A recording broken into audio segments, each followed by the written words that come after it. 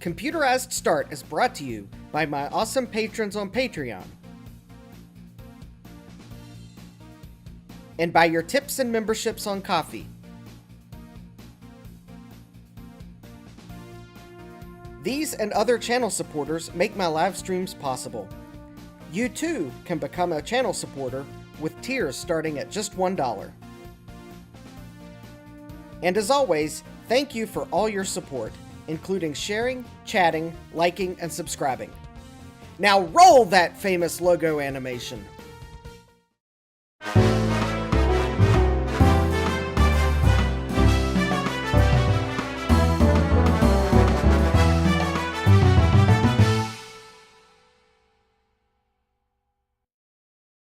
Good evening and welcome back to Computerized Start Live. I'm your host, Justin D. Morgan, and RetroTech Chris just accepted responsibility for, well, I paid for it though. So Chris, I'm partly to blame. I could have said no. Anyways, yes, tonight I'm going to be looking at the Compaq LTE 5200 from eBay, the place where I buy things I later regret. It did come with a dock.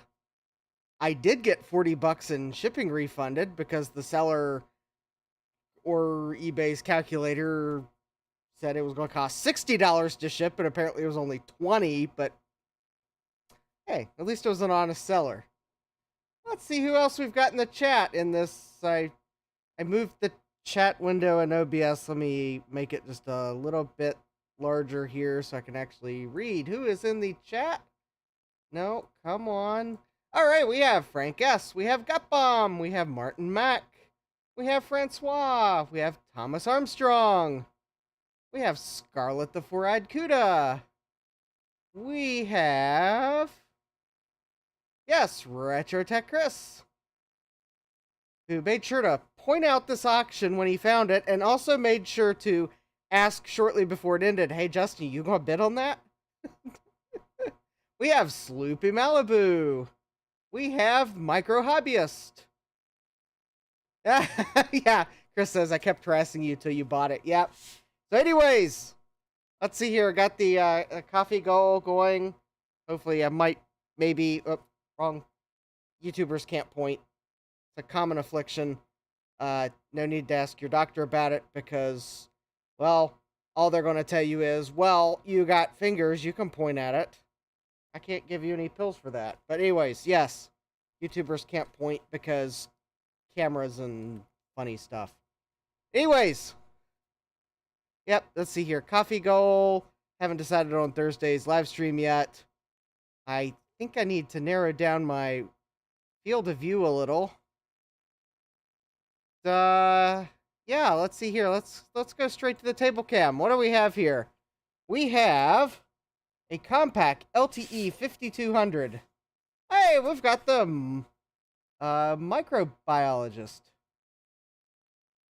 Wait a minute. Oh. No, actually, I think had a incorrect typing of someone else's, probably the micro hobbyist. Yeah, YouTubers can't point because they look in the mirror too much. Yep, you're right, Sloopy. All right, so we have this Compaq LTE 5200. Take a quick look around its quirks and features. It apparently used to belong to Northern Telecom. It is no longer their property. It has this door where we see a serial port, a parallel port, VGA out, and the dock connector, along with a memory module. The Compaq LTE also supports IRDA, a technology that didn't really take off on PCs. It has a power adapter, a Kensington lock port, headphones or speakers, audio in, I believe, and there's a combo PS2 port. We turn it around on the side here. We have the microphone in, a volume knob. Not the world's tiniest fan, but getting quite close to it. We have the left bay eject lever, and also one of the screen latches. Luckily, that's not broken. On the front, we have the optical drive. I have not even looked to see which speed it is. It is a class 1 laser product. It is 4-speed. It looks like you should not, I guess, mix media. Something about unplugging and turning off. You should not get your hand close to it if there's lightning bolts coming out of your fingers. So I guess that does exclude some of the Marvel characters. You should not drop it. You should not spray paint it. And I don't know why you want to keep the CDs out of it, but whatever. And it is a TX, and it looks like, yep, definitely a Compaq part, because there's all the Compaq stickers to make sure you know what part number it is. But which part number is it? There's like 3 different Compaq part numbers here. Ah! Don't shave with it. Yeah. Don't shave with it. Don't play basketball with it. Yeah, there we go. Yeah, don't play basketball with it. Don't shave with it. The Marvel character that produces lightning bolts should not go near it. Yeah, don't use it in a mixed media installation. Hey, Jesse. Jesse says it excludes Zeus. Yeah. All right, but we do have the CD-ROM. We'll see if it works later. If I can find a disc it likes. Come on. Go back in. You can do it.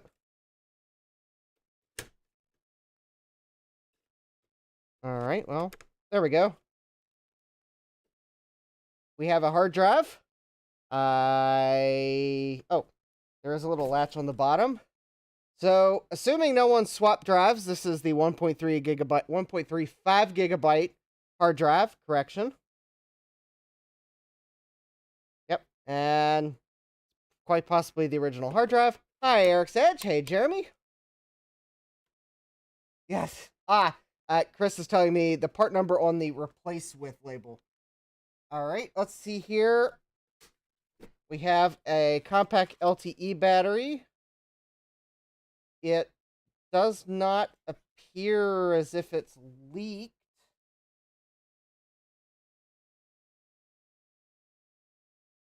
Although there is a little corrosion on the terminal, so, well, but, okay, so it might need contact cleaned on the battery terminals, but at least the battery has not leaked. It's not bulging. It's, yeah, all right. And we're just going to pull it out. Oh, hey, Ryan. Yeah, Trina has a bunch of those drives. Oh, well, I may have to, yeah, that is a fat hard drive. I think I might have missed some people coming in the chat. Yes. Jesse's predicting the hard drive is a Toshiba. Trina has a bunch of those drives. I may have to talk with Trina. Yes, I have some Compaq Flash to IDE adapters, courtesy of RetroTech Chris. If the battery attempts a charge, it can be rebuilt, says Jesse. So I will look at that. Sloopy says, I got the better deal because I got a Compaq. All right, we have PCMCIA card slots. And, drum roll, please. Anyone want to guess what's in here? The Martin Max says maybe a Seagate. Yeah. Too early to plan a VCF East trip. Yeah, all right. No one's going to guess what's in here? Of course, the chat latency is probably horrendous. All right. Y'all are probably just thinking it's a modem. Yeah. Yeah, I was joking with Chris last night that I think every vintage computer you buy on eBay comes with a free modem, whether or not they describe it. So let's see here. Yep. Ryan's guessing a network card. Scarlet the 4-eyed CUDA modem or Ethernet. Jeremy just got an old school bus to convert into an RV. Francois says an express card. All right. Oh, and Trina's here. Oh, Trina already got rid of those old drives. All right, well, actually, oh, Bianca, good night, Bianca. All right, so, well, some people, Retro Tech Chris says I have tons of PCMCIA cards without dongles. Well, I have two more here. All right, so as you can see, there were two cards in here, and they are somewhat difficult to get out. There we go. The first card is a Compaq 28.8 fax modem. Ooh. Yeah. And the second card, hey, Ryan's guessing a compact flash adapter. Actually, it's one I wish I had the dongle for, actually. It could be interesting. This, okay, Jesse's saying the Seagate, the LTE Lite had Seagates. The Armada 7700 had Seagate a lot, but usually not in the LTE. Yeah, I wish I had the dongle for this one. There were no dongles on eBay when I checked.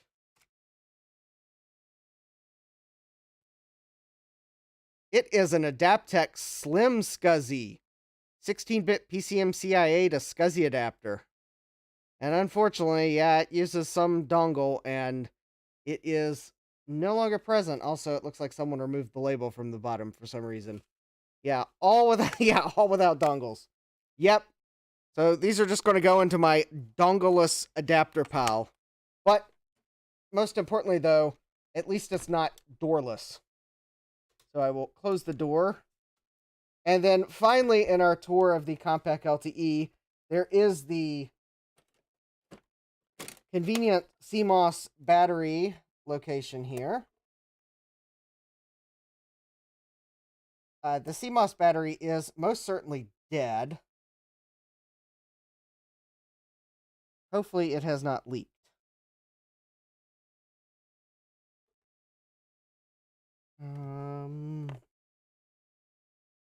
Well, all right. What am I doing wrong? I thought the...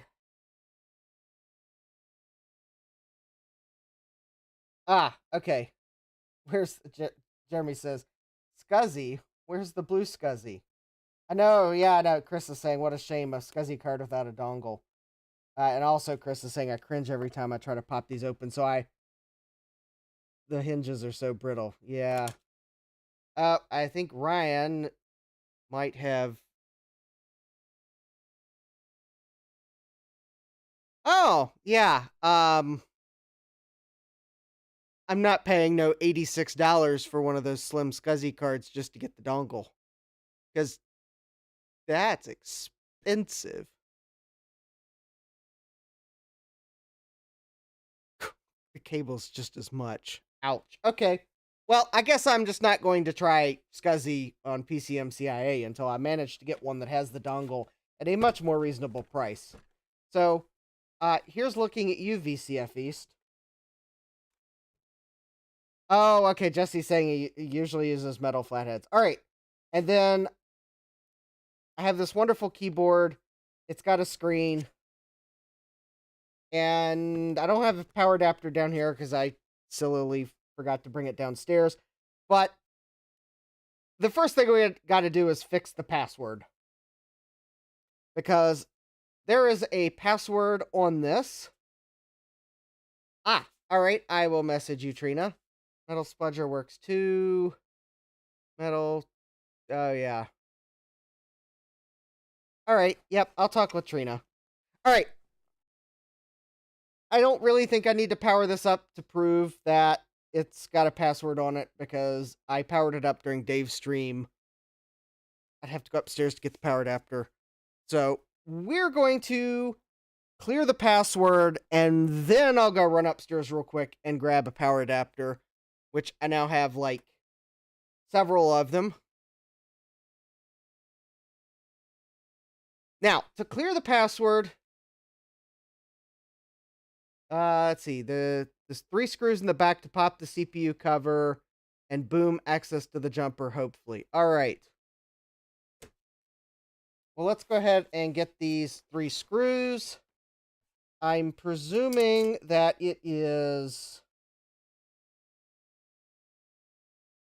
this one here with the arrow pointing to it, this one here, and this one here. Yeah, that makes sense. All right. Yeah, no, Chris says the mouse pointer cover's in good shape too. Man, I scored on this. Yep. All right, so let's see here. Those are those hex or torques? I think those are torques. Well, obviously, Compaq was not a Canadian company. Otherwise, they probably would have used the, I'm going to admit, more logical Robinson driver.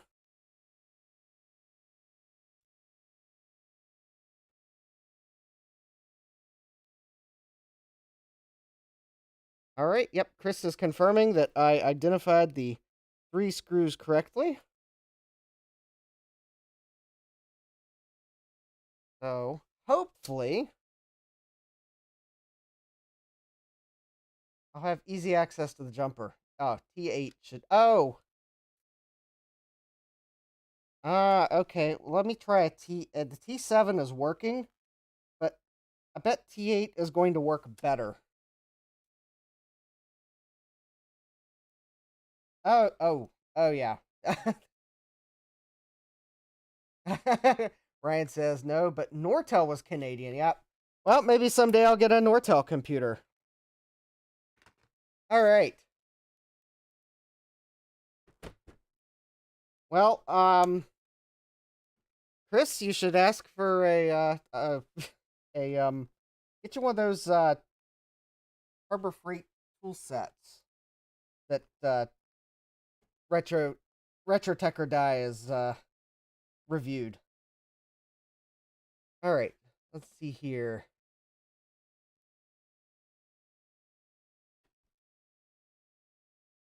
Do I need to remove the RAM upgrade, or do I just need to like?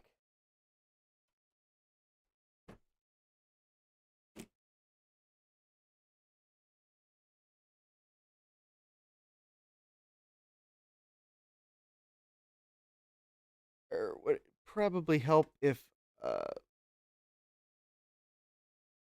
let me got the service manual on the other monitor. Let's see here, blah blah blah blah blah. Lots of text, lots of text. Let's see. You shouldn't to get the cover off. I think it's probably just a matter of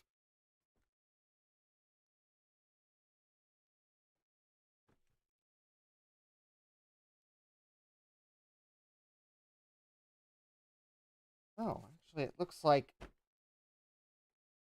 Or is this just a matter of I'm probably not opening the screen far? Oh, there we go. Yeah, you just open the screen wide and then the cover pops right off. Yeah, no need to remove the RAM cover. And there we go. There's our jumper right there. Should be JP1. I know it's kind of hard to see down there. Also, if you ever want to replace the screen on one of these, I believe Chris was telling me when I went to go pick up a bunch of parts that he was that I was the only one crazy enough to volunteer to take for some reason. I think the part number for the screen is on this. So, oh yeah, this is super clean. I mean, yeah, this is really clean. Anyways, yeah, the part number you'll want is on here. And just in case I realize, if in case I need to maybe change the screen out because it was somewhat dim, I am going to do myself a favor. And I'm going to take a picture of those numbers so that I remember what it says there.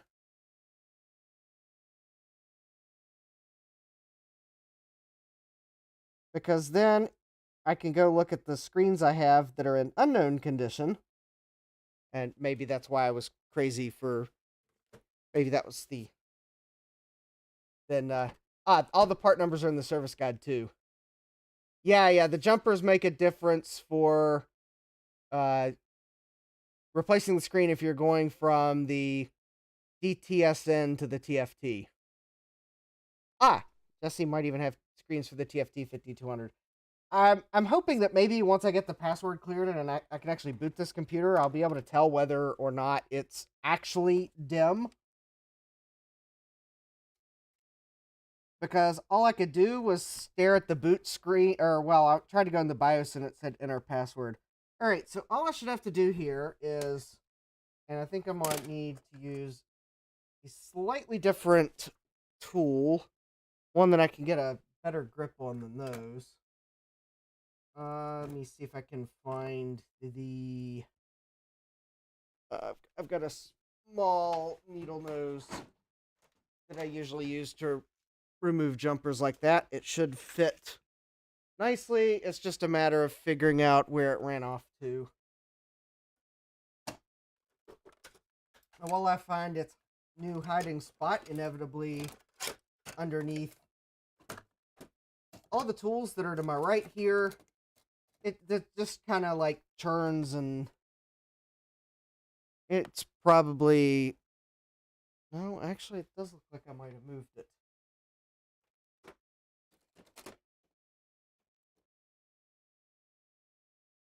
Let me see if these will...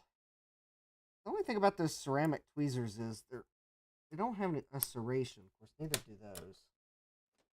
Alright. I think my needle nose pliers ran away.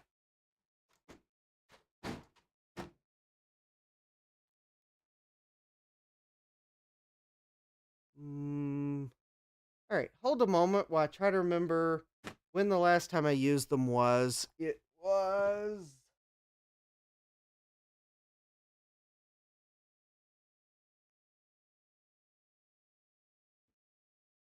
Oh, they should be on my workbench.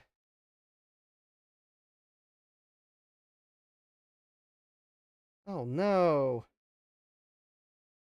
Oh, Chris is telling me you can swap any screen onto any model except the LTE 5380, which is special. It has a different motherboard connector for its screen. That's probably what I'm thinking of, because I have...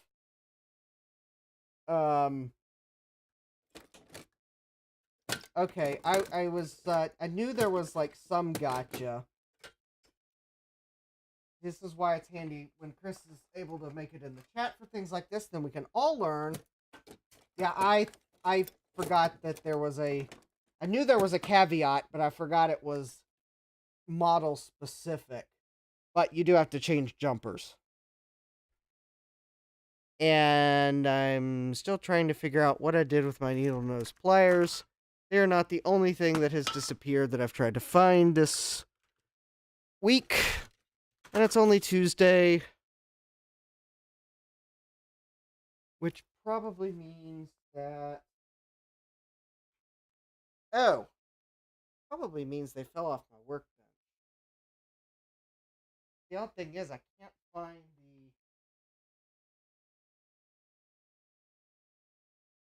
the thing that the needle nose pliers goes in, because there's like 12 other well, I don't think it had 12. I think it's like a set of 10 various pliers, and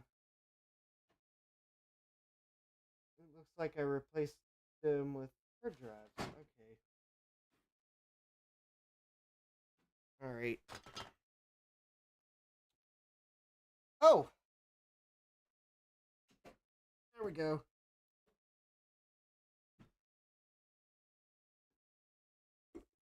Here we go. I found the set. It was like hiding under a power supply. Alright, so let's see here. Oh, well, that's going to be fun.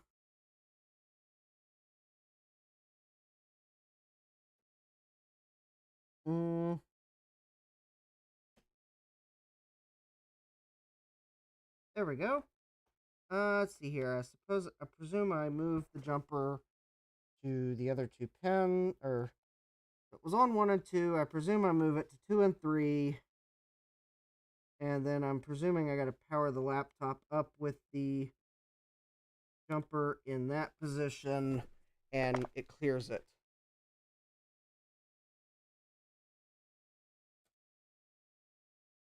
All right, so I have the jumper in the other position, and now that probably means I need a power adapter. So I should probably go get the power adapter I should have brought down in the first place. Although I probably have one down here. Oh, no. All right, let me go run upstairs real quick and grab the first LTE power adapter I find. I'll be right back.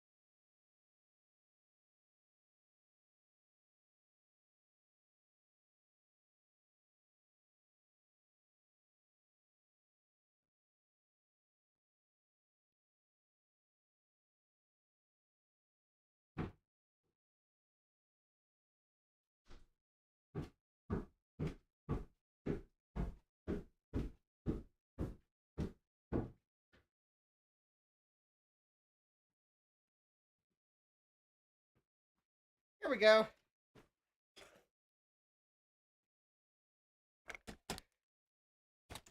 It even has my name on it.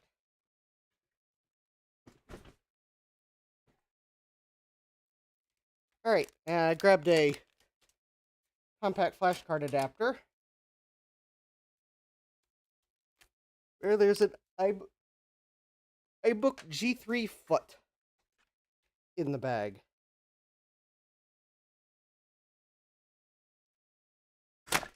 So hopefully I don't lose that, because I got to figure out how you reattach the foot.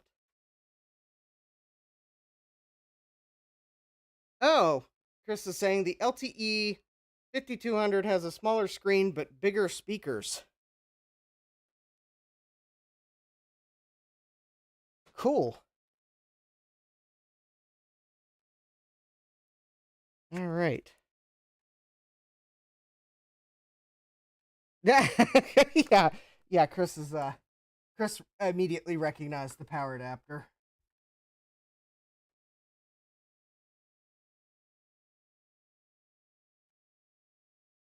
Yeah, RetroTech Chris hooked me up with a few compact power adapters to make sure that I had power adapters for all my LTEs. Because I had a bunch of LTEs that I bought that didn't come with power adapters, so now I've got power adapters for them all. Yeah. My power adapter is called Bob.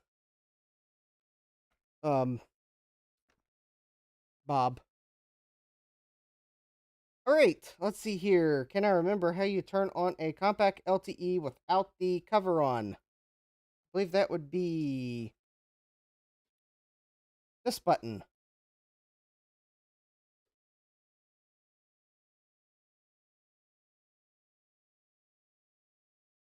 Wait a minute. Let me guess. Compaq did something to because I noticed there's like a third switch. Let me guess. That's to prevent you from using the laptop without this cover on. All right, well.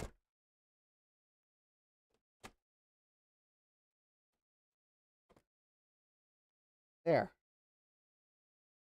Thank you, Compaq, for... Oh, also, it does help that when you plug the Compaq into a smart adapter, it helps to turn the power on to the outlet. There we go. We've got the segment display. Got the screen. the brightness is up as far as it'll go, but probably getting washed out by the lights. And we are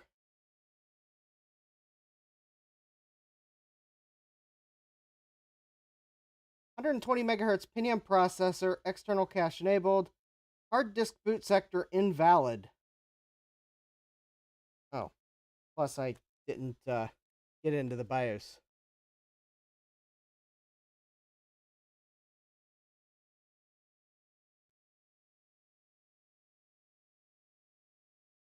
Oh, maybe it won't boot with the jumper moved. Oh.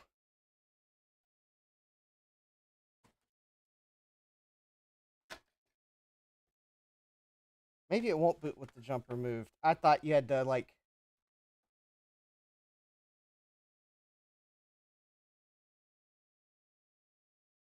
I thought you probably had to move the jumper and then power it up with it moved, because the password appears to be in non-volatile memory.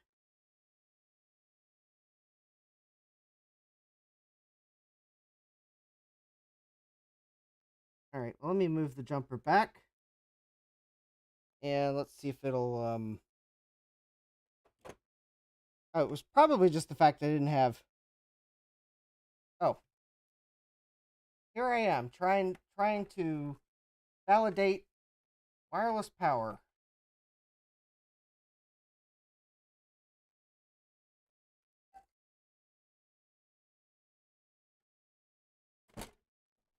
All right, let's see here.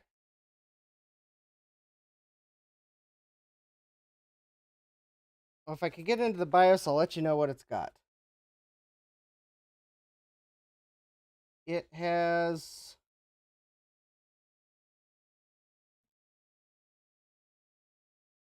Woohoo! Password is cleared. The hard drive is clonking.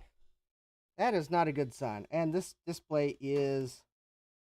This display is dim. Oh, it didn't detect the memory size. That's interesting. All right. We set the date and time. Oh, yeah. It says it's, Oh. All right. I think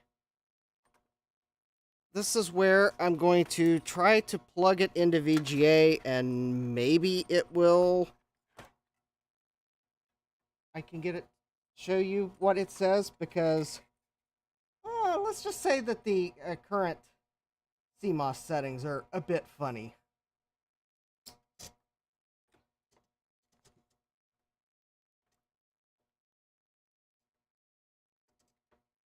There we go. The memory size is still pluses, yes.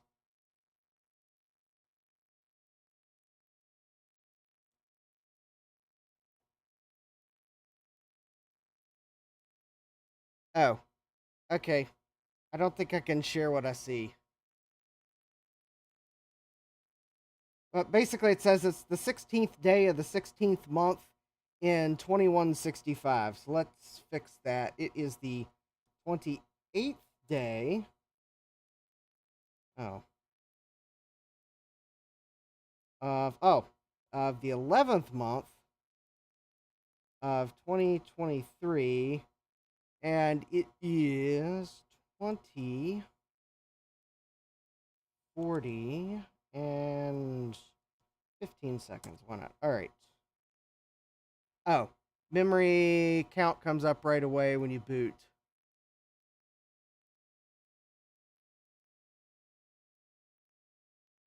Enable power on memory test. Let's do that.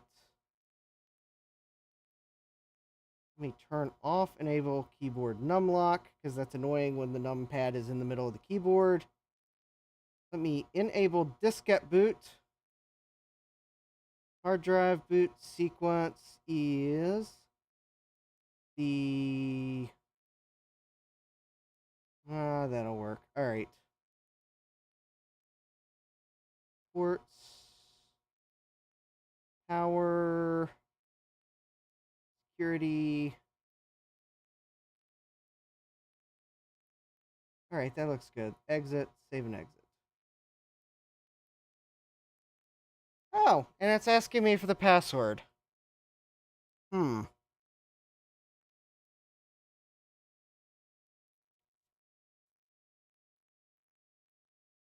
I thought we were past this password. Is there like a default password on these? Alright. Come on, Compaq. Okay, maybe I gotta move the jumper again and... Right.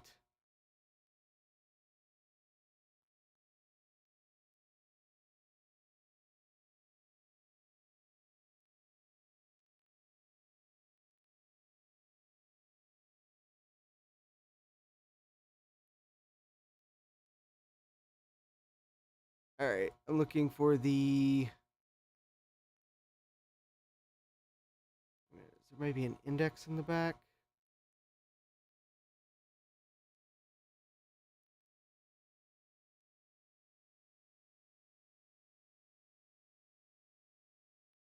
Maybe move jumper and remove battery. Okay, I may have to remove that. Well, the CMOS battery should be dead. Of course, I guess it's always possible that someone replaced it.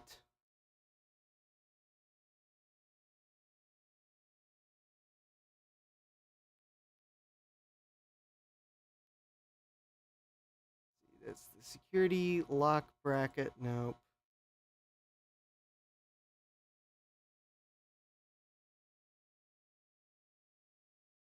Multi-bay door, PC card door. Oh, I think you might have to move the jumper and enter the BIOS. Okay. I suppose that makes sense.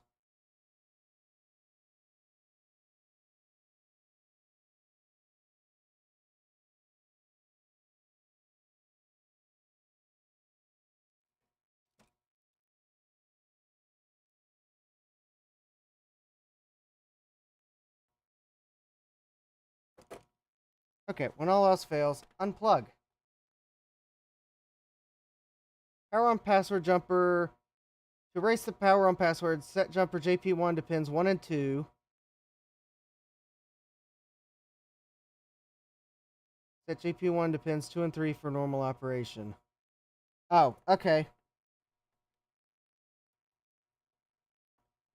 Alright. So I was on the right track, but I fooled myself when I didn't have the power plugged in and...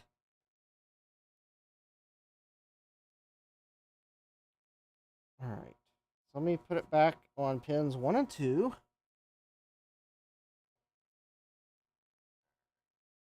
Pins 1 and 2.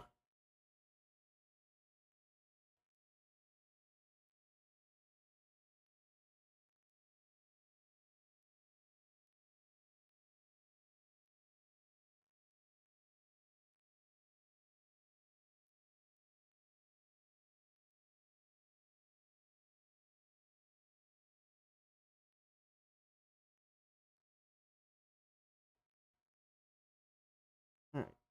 One pins 1 and 2. Alright. Plug it back in. Ah, it's okay. We'll get it. We'll get it cleared.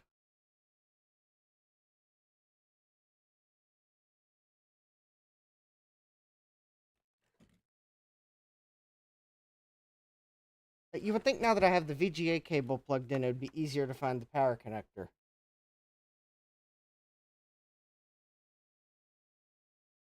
Alright.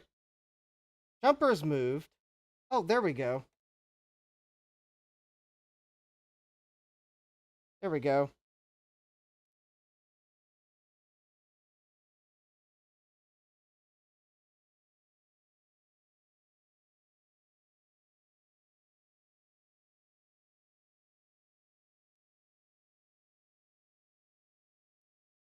Hmm.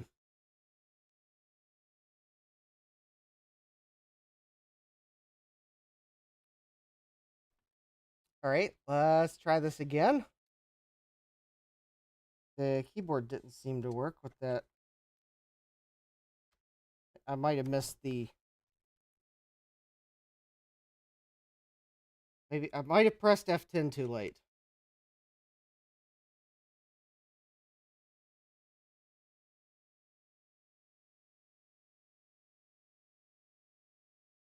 There we go.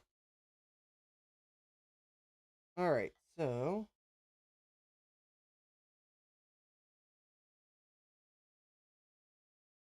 let's see, initialization. Let's have like maybe a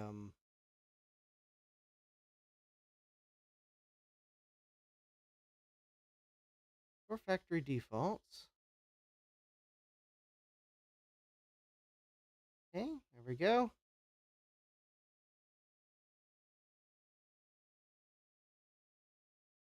Let me see if the date and time are okay. Good.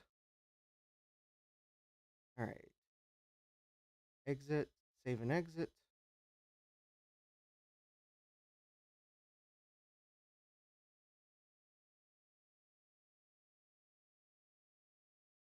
Enter password.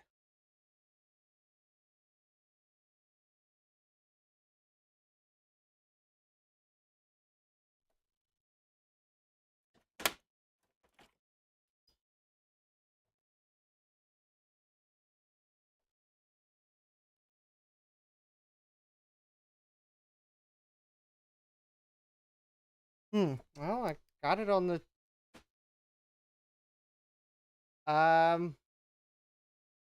Just says, I bet if we upgrade the BIOS, it will show the right memory amount. Yeah, it may very well do it.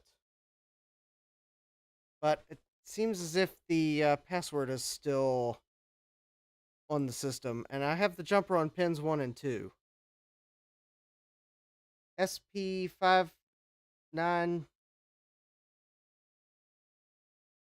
Trina's saying, try clicking on OK. No. No, that does not work.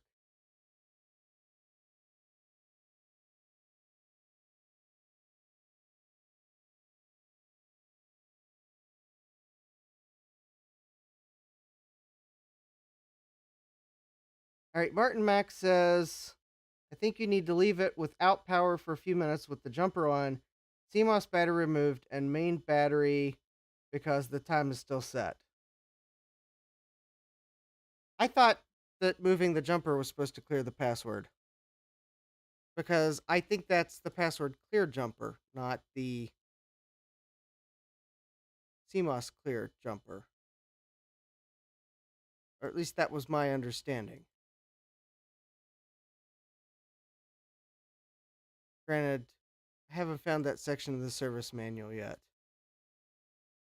So I guess while I try to find that section of the service manual, all right, I will remove the CMOS battery and let it sit for a few minutes and maybe we'll find the section. Trina, Chris says moving the jumper should be enough.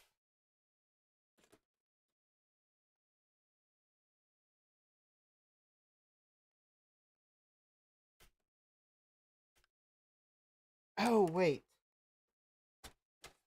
Is this one of those silly things that...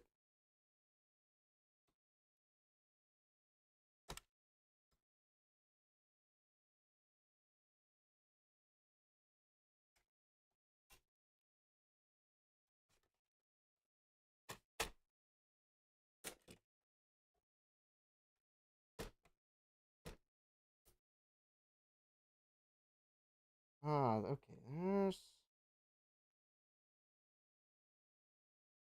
Oh. No.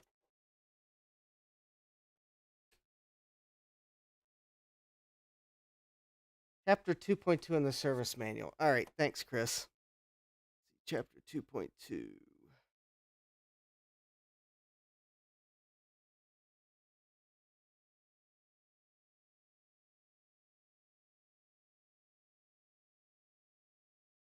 All right, I think I'm close. There we go. All right.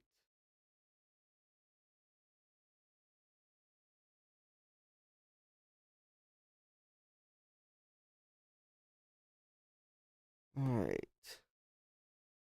2.2. Clearing the power on and setup passwords.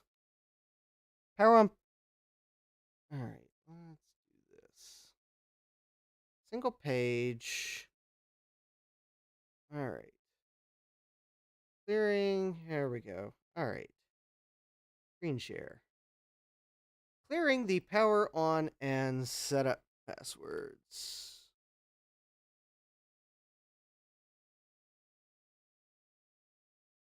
All right. Move the CPU cover. Move the jumper on JP1 to pins 1 and 2. Turn on the computer and run post.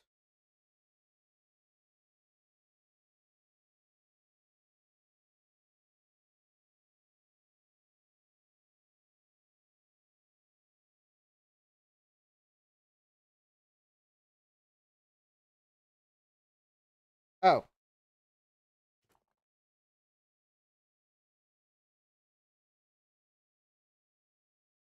Yeah, JP1, pins 1 and 2. Yep, thanks, Chris. Run post. I just got this idea here.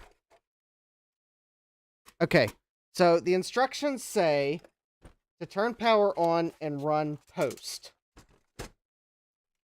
I'm having trouble making it through the post process because this hard drive is dead or was debanned or something like that. I'm going to go grab a hard drive from one of my other LTEs. It's actually a compact flash card that will let this LTE make it through post. Because the instructions say turn on computer and run post. It doesn't say run setup, it says run post. So I'm thinking it might need to make it all the way through the post process. So I'm going to go grab a working hard drive that should make it through the post process. And maybe that'll clear the password.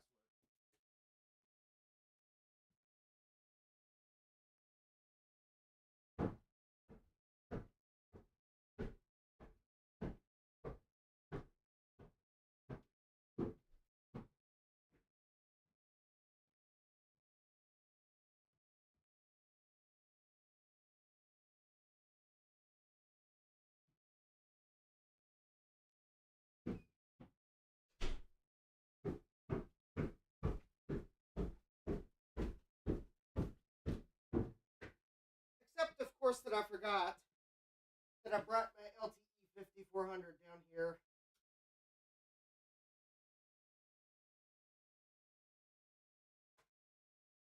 In case I needed it to work on.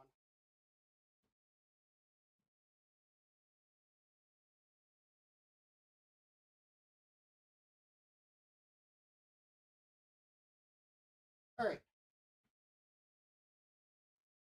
Here we go. Or, okay. Or Jesse's saying try it with no drive in the system. Okay, well, that makes sense too. All right. I'll first try it with no drive in the system. And if that doesn't work, I'll put a drive in the system.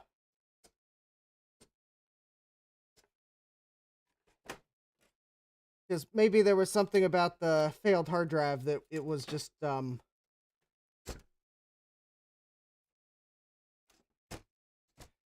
right. Let's try with no hard drive.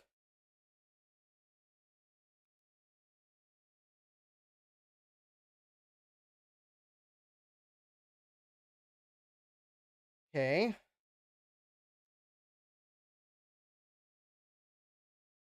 It'd be really good if we see a message that says something like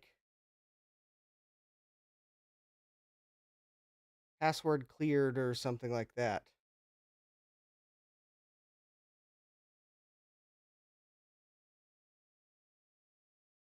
Trina, I don't have a DOS boot floppy handy.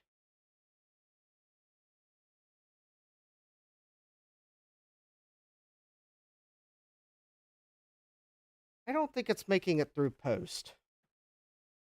Let me try the hard drive from the 5400, which is actually a compact flash card, and Chris will immediately recognize.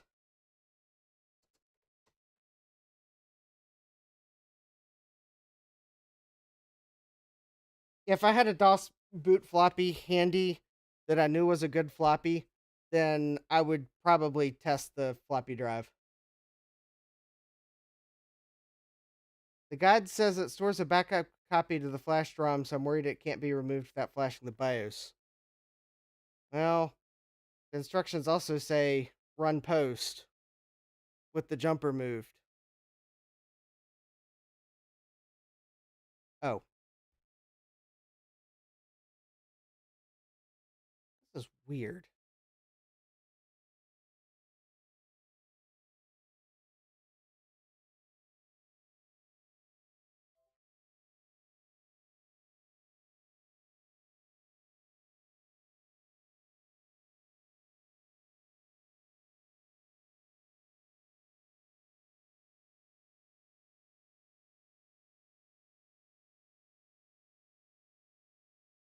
Well, maybe I might need to download that service pack, and I presume it creates a bootable floppy.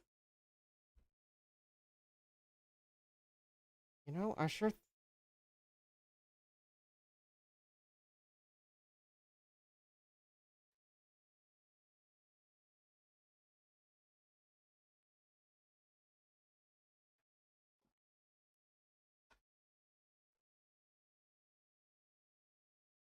Huh. Alright, I guess I will. Alright, I'm preparing for. Let me see if I got a USB floppy drive. Okay, USB floppy drive's down here. I got a box of discs.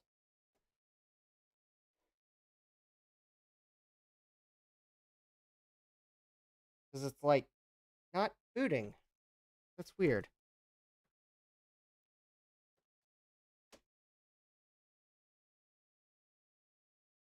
Alright.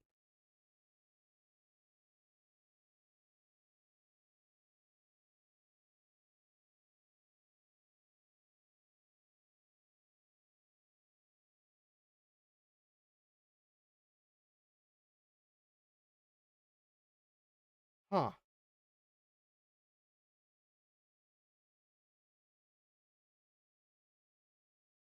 Here we go. Okay. But does it see the drive I put in?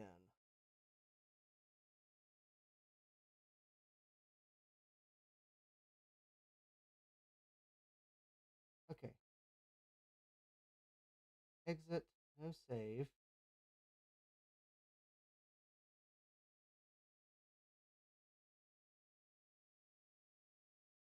Chris is going to get an LTE 5000 and set a password. Have I tried without a jumper? But the manual doesn't say no jumper. So, no, I haven't tried it. Well, yeah, it's an OptiViper BIOS. It's an OptiViper chipset. Alright, I'll try it with no jumper. Compaq's usually pretty good about their service manuals, though. Although, at the moment, I'm kind of disappointed with this particular section.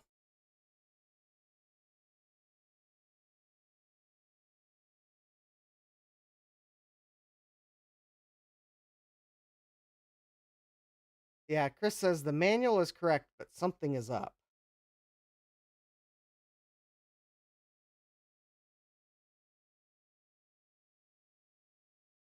Yeah, this is what it was doing when I first powered it up on Dave's stream. So no jumper seems to be the equivalent of on 2 and 3. It's asking me for enter password, but there's like no nowhere to enter the password. So I think the answer is leaving the jumper off the answer, and the answer is no, because it does appear as if this computer has a power on password. And something, and Chris is kind of right. Something is up because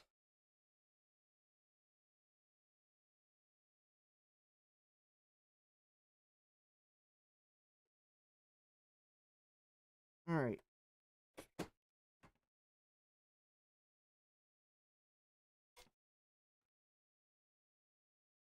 All right, I'll let me creating that floppy for that service pack is probably going to be more trouble than you realize, but I'll do it.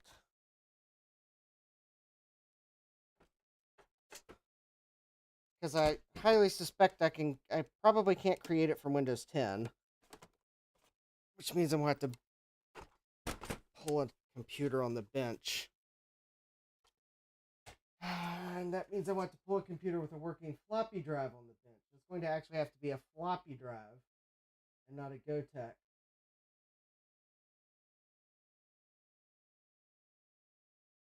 Which means it needs to be a 3.5-inch floppy drive and not a GoTech. Which means I think the Packard Bell Force floppy drive works. Or DOS. Oh, or Chris can make an image. Yes, Chris, that would actually help because then I can use WinImage to write it to a floppy disk. So yeah, Chris, if you can make a disk image, I can write it.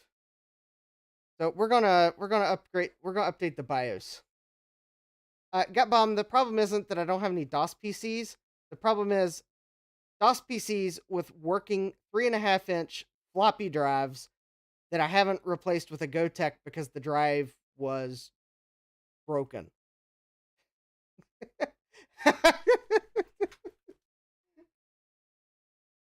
um, that's the combo that is the problem because a number of my PCs, the floppy drive was broken and I replaced it with a GoTech. And I have actually had trouble with some of those disk image creation programs that the GoTech is too fast and it thinks you've got a malfunctioning floppy drive. Seriously, some of those programs do not work with a GoTech because the GoTech is defying the laws of a physical floppy drive. And they're like, some of those image creation programs for those like BIOS updates, it's like they put some sort of a copy protection on it to make sure you're actually writing it to a floppy disk. Yeah. So yeah. Chris will send me an image.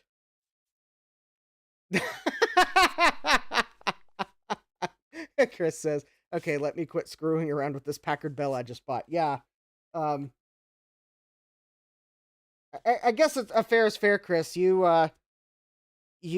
pestered me until I made a bid on the Compaq, and in return, you bought the Packard Bell so that I didn't see it and buy it.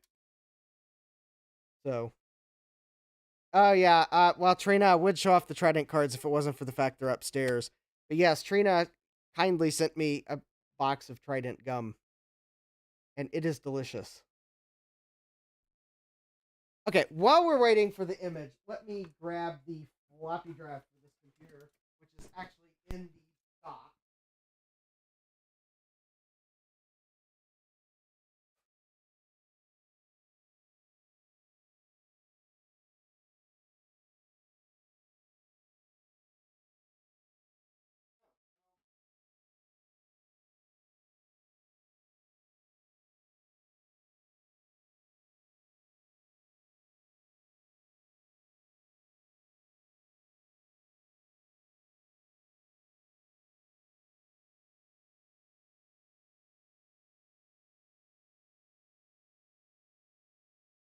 Which is easier said than done, because I guess I realized the side ejector button is missing for the bay that they put the floppy drive in.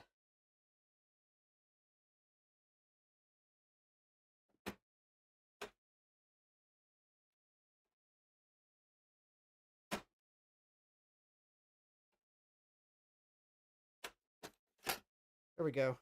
The mechanism works. It just appears to be missing the gray button.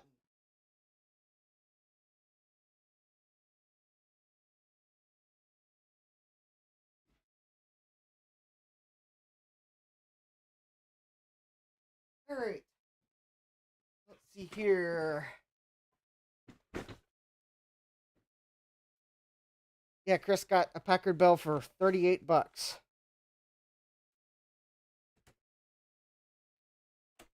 It's actually about what I paid for my Packmate 7415.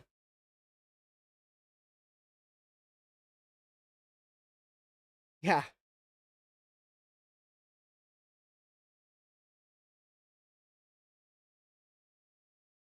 Yeah, let's see. Jesse says Compaq soft packs play nicely with the OpenFlops W1D. I can't say if it plays nicely with the GoTech. Yeah, I had trouble running one of Packard Bell's. No, it wasn't Packard Bell's utility. It was um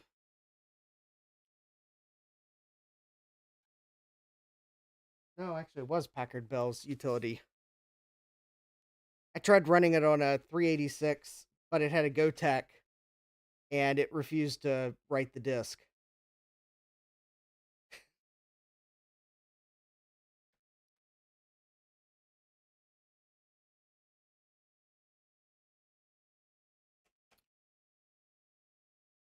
Because I updated the BIOS on the one of the Packard Bells.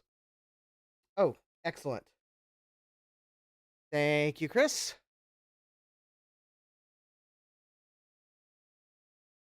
Oh. Okay, hold please. Apparently I gotta sign in to Gmail. Alright.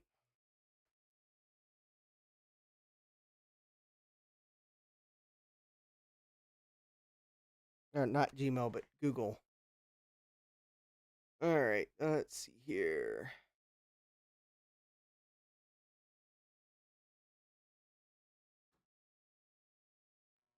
Which means I'm now going to have to... Let's see here.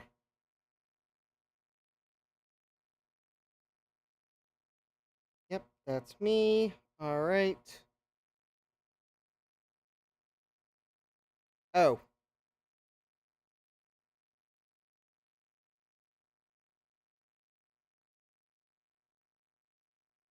Um...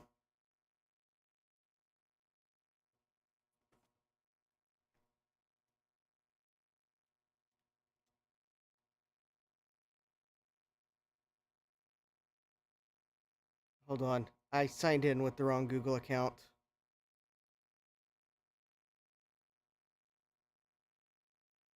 I think. Alright.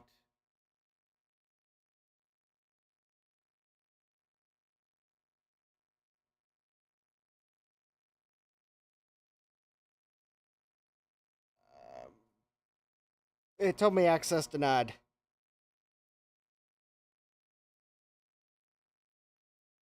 You might have to share it with me. Oh.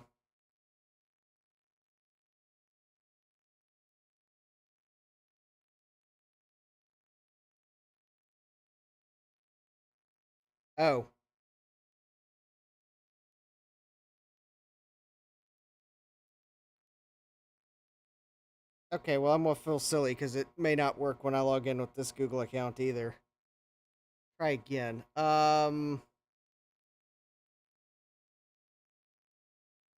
Verification code. Number.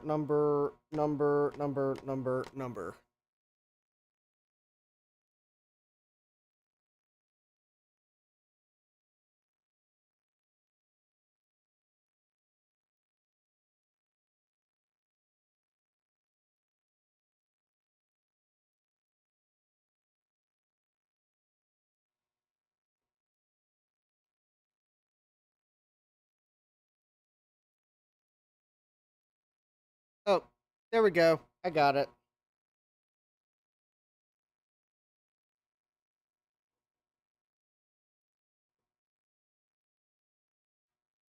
Google Drive got sorted. There we go. I got it. I've opened it. I'm opening it. We're creating a disk. We are good to go. There's no telling what Google did.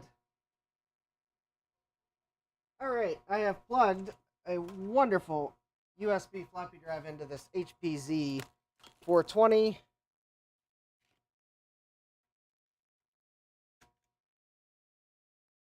And I think it might actually let me use the floppy drive. Alright, let's see here. Disk, let's see here. Image. File.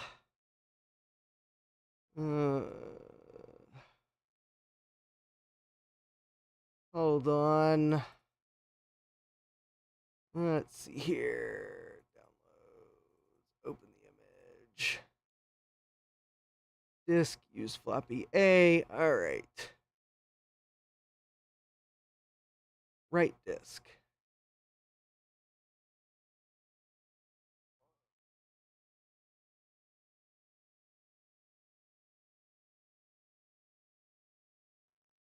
Alright, and it seems to be writing the floppy disk, so all the trouble I've been having with USB ports, well, might have been the thumb drive I was trying to use, but I'm still replacing the computer. Oh, no worries, Chris. Well, I haven't been batting 1,000 today either.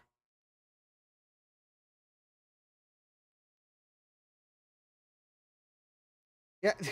Oh, of course, now the thing is, now I can update the BIOS on all of my LTEs to the good version.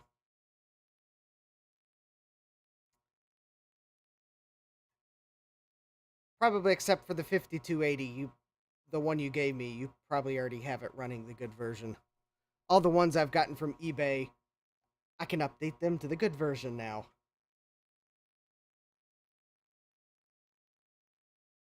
Alright. We are still writing images.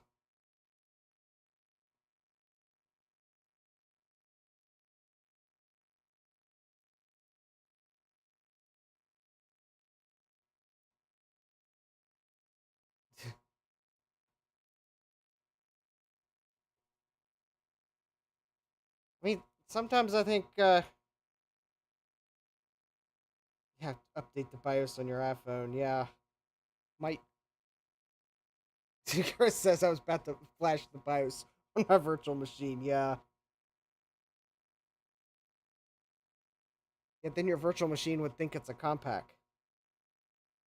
Actually, hopefully your virtual machine wouldn't have anything at the address where a BIOS chip lived, so hopefully it would just be a no harm, no foul type thing.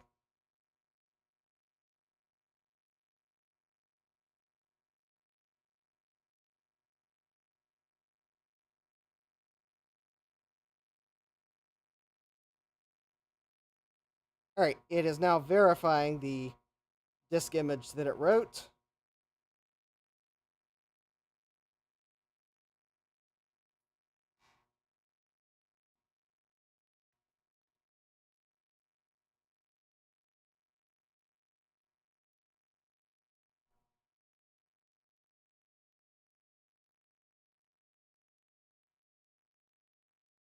Well, if this doesn't work, I just...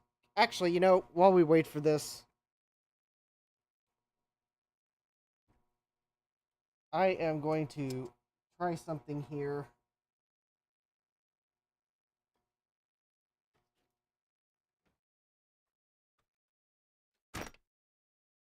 Might speed up the boot just a little bit. I'm going to remove the RAM upgrade card temporarily.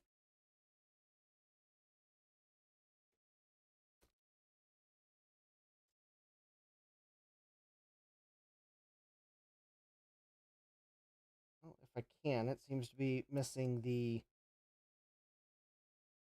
metal pull tab, but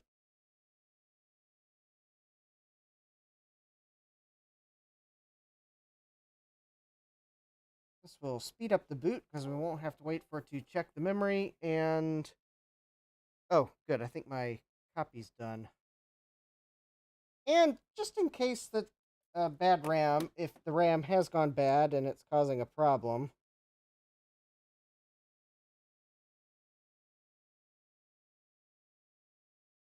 All right.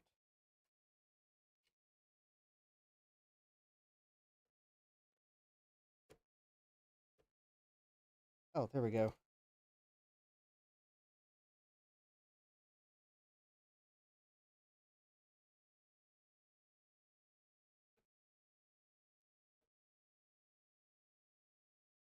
And there we go.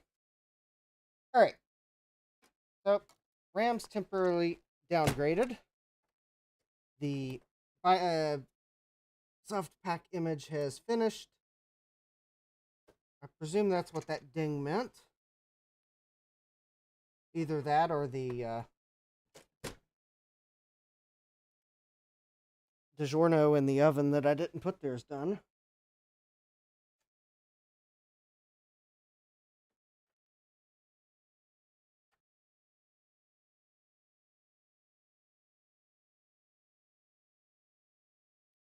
Okay.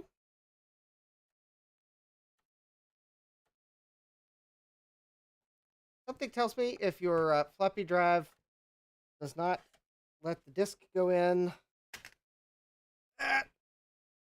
you're going to need to get another floppy drive. All right. The floppy drive that came with this is not letting me insert a disk.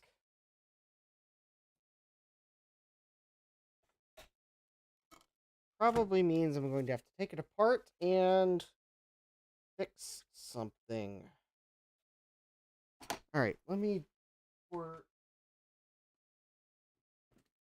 sake of time, to get this BIOS updated. I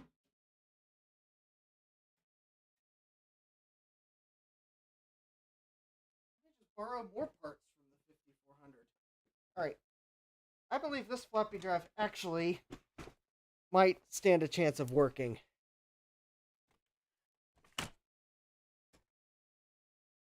All right.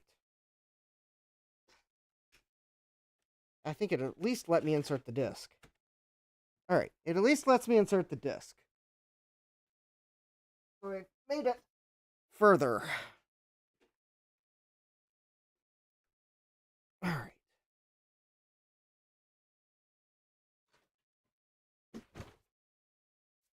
All right. Now we have 8 megs of RAM. It did seek the floppy drive. We are on pins 1 and 2.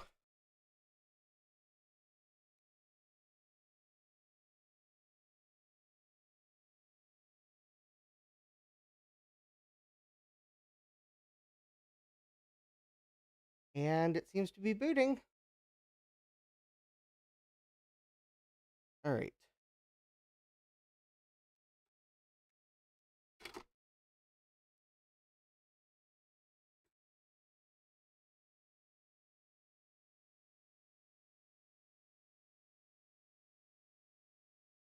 All right. This is the part where I am going to be very careful with the power.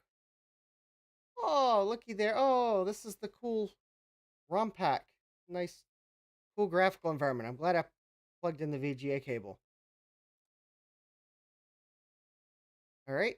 Following is a list of upgradable devices in your computer. All right. Compact system ROM. Yes.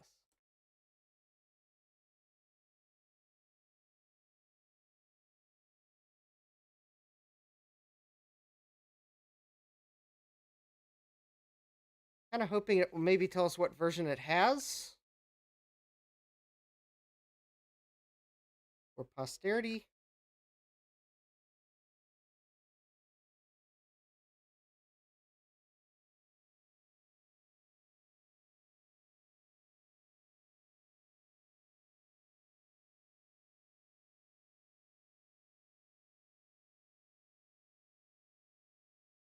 All right, let's see here. The following is a list of available firmware images for the device you've selected. Current ROM revision is 92795. Ooh, that's old. So do I want US SEDKNOFI or BR? Actually, it seems like I'd probably rather have US FRGRITSP and NL. I don't know that it really matters though. Other than it seems like it makes more sense to have French than Swedish. Yeah. Okay.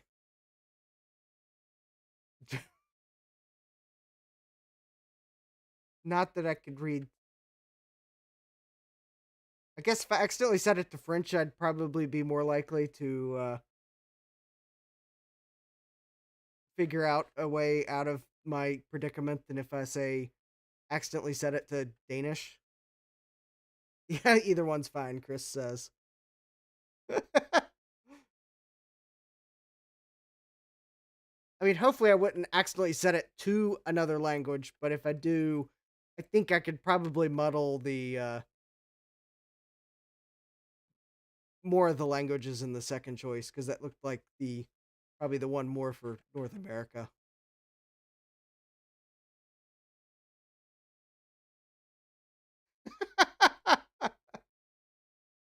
um, sure. Guess we could save a backup.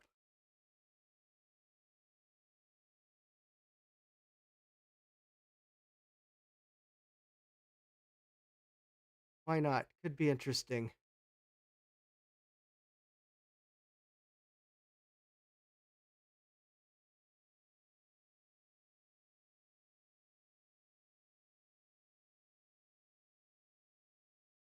All right, let's see here. Jesse or someone said, oh yeah, Jesse said there might be a floppy protector caught in the drive that I couldn't get to take a disk.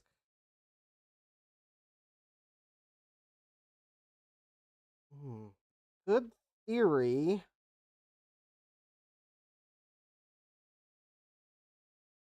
But I do not see one in the drive. Unless it's really stuck down in there, so I may have to take it. I probably will have to take it apart. All right. If you continue, your firmware will be reprogrammed. Once programming of the ROM has begun, it cannot be interrupted. All right.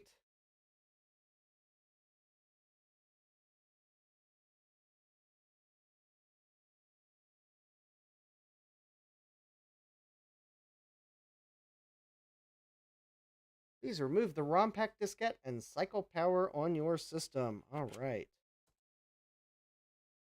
Oh, and it looks like it turned power off for me. Yay.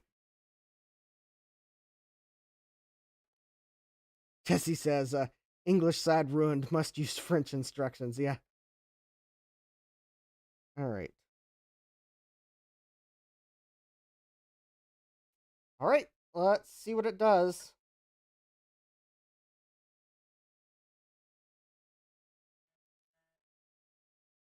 Here we go. CMOS checks some invalid loading user defaults. That's probably a good sign. All right. Yep. We're on version 7.20. Let me see if I can store factory defaults. Oh, it is showing a dubious memory size.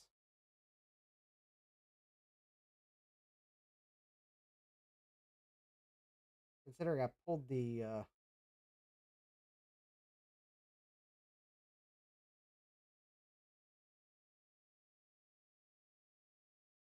there we go.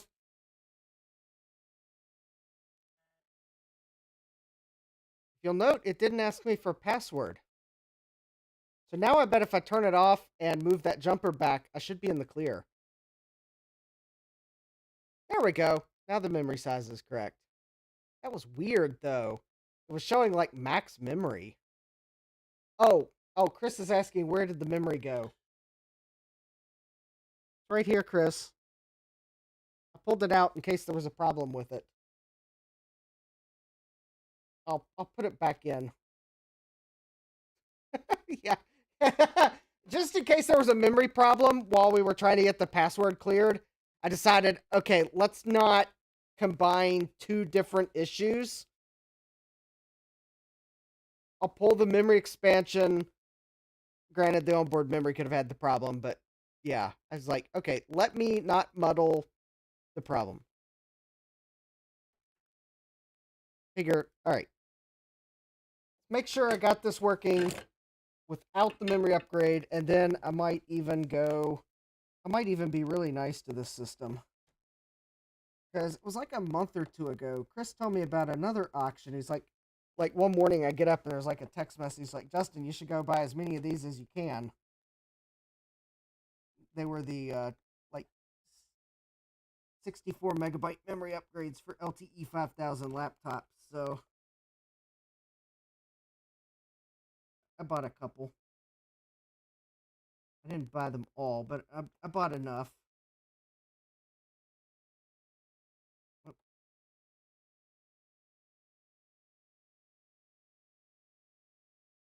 I figured I would make sure that other people could enjoy the really good price. Because they were like, Chris says it could have been BIOS corruption. Yeah, because you were saying you'd never seen that BIOS version like 54B or whatever it was reporting. Maybe, yeah, maybe the BIOS was corrupted, and maybe that's why the BIOS version was reporting a dubious version number.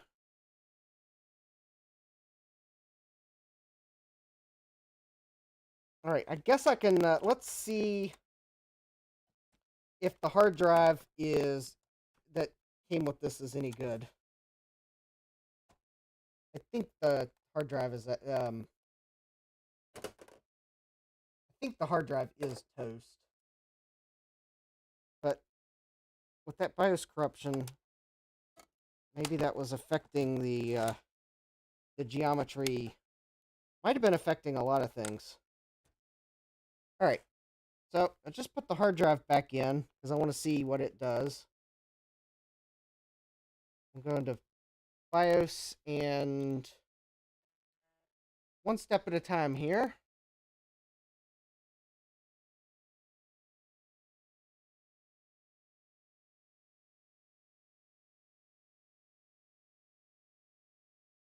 Martin says maybe it was custom to whatever company owned it. Maybe so.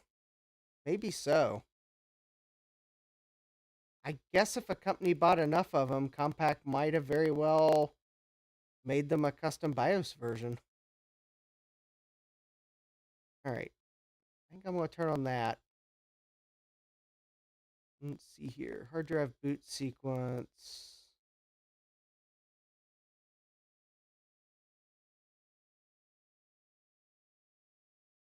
Notebook hard drive bay, multi-bay notebook, multi-bay expansion base 1 and 2. Okay, that order looks fine. I think port settings are probably fine. Power, security.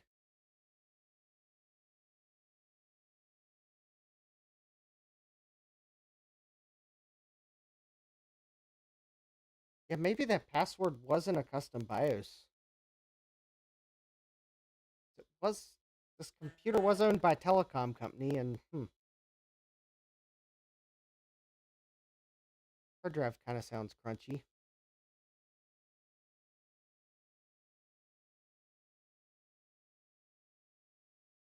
Hard disk boot sector invalid. Ooh.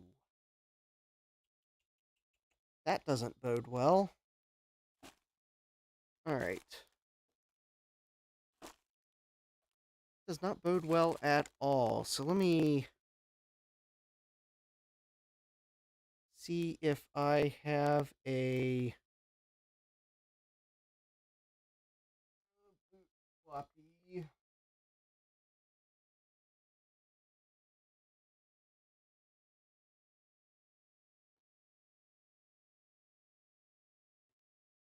Somewhere I have a set of DOS 622 disks. Inevitably, if I go upstairs, I'll realize I brought them downstairs. I look for them down here, I'll figure out that. Oh, yeah, I forgot to bid on that hard drive caddy, Chris. Actually, confession.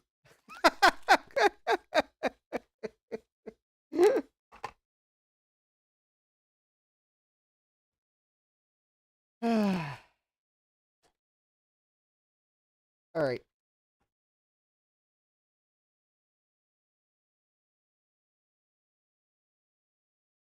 I completely forgot about the auction, and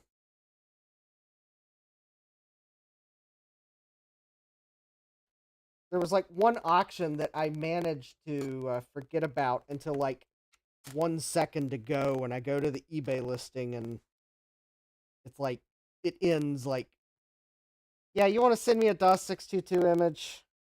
I've got a set of discs somewhere. Yeah, I noticed that the yeah, they've got another one up for a bit more, because I've got an LTE that didn't come with a hard drive at all. So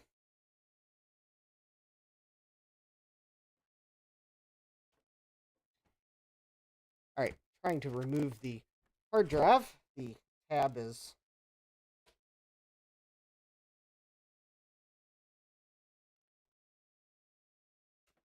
Actually, there's something about this hard drive that doesn't seem right. Oh, you can't see because I forgot to go to table cam. Pull tab looks like someone recreated a pull tab. All right.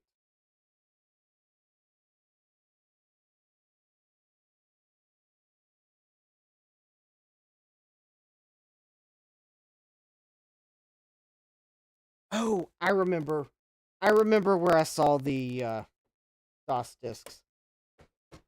While you send me an image that might come first, let me go see if I think I remember where I had a set of DOS discs.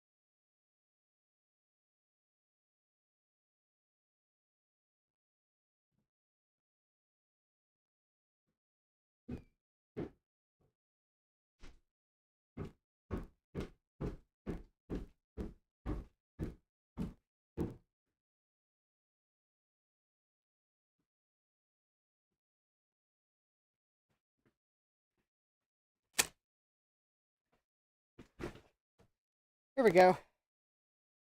I'd found a bin, and it randomly had a set of discs in it. And luckily, I left the discs there.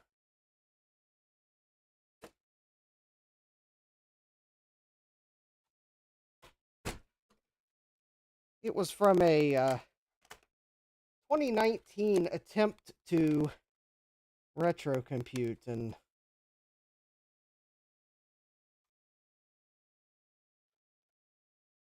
at least I put the discs where I could find them, or eventually find them.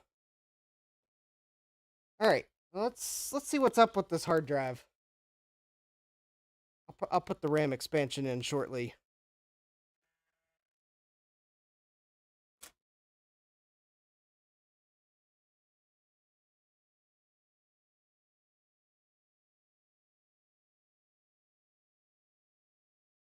Martin's asking, do I not have a Trina Windows 98 set? No, Trina sent me a Windows 2000 CD. I don't think I want to put Windows 2000 on a 120 megahertz Pentium. That would megahertz.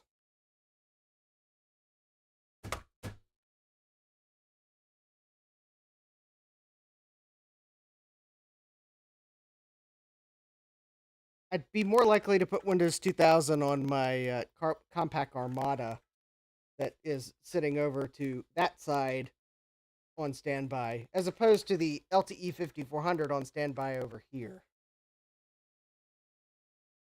that I've already borrowed parts from.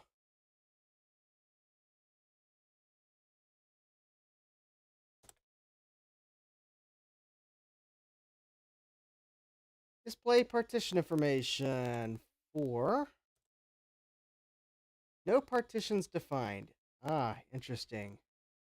All right, well, I guess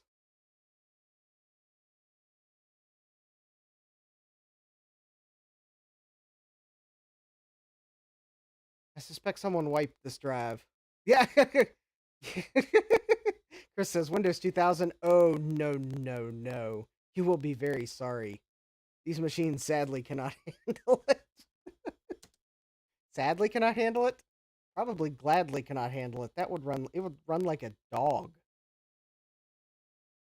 And when I say run like a dog, I mean Basset Hound. Because Basset Hounds don't run. I know, we had a Basset Hound once. Well, I mean, they'll run in short bursts towards something they want to sniff, but other than that, they're usually sleeping.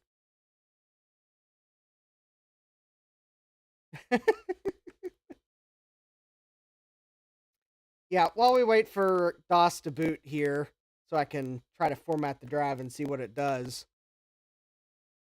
I'll go pull the for the benefit of those of y'all from the Compaq LTE Facebook group that probably wonder who in the world bought it.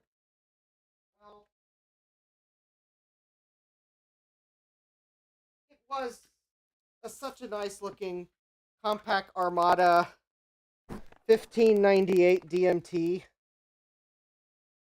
which had a modem in it, but no dongle. So yeah, go to that Facebook group if you're wondering who snagged this. I think it's running Windows 98 right now, and the hinges are strangely intact, which I'll be very careful with. Yeah, so I got this on standby in case we finish with this 5200. Unfortunately, I don't have enough room to set them both up. But yeah.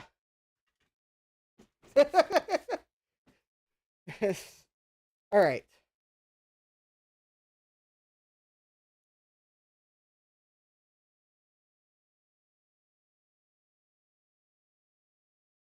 I can type.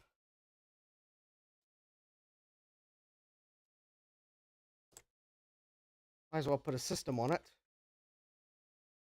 You know what I really wish someone would make is an adapter so you can plug these caddies into one of those like USB hard drive adapters. Because that would be like awesome. If I could just like plug this caddy into my StarTech hard drive adapter without having to take it out of the case. Yeah, I know. I could take it out of the caddy and then plug it in as a laptop drive, but it'd be really cool if I could like there was an adapter that I didn't have to take it out of the caddy. So that's a thought.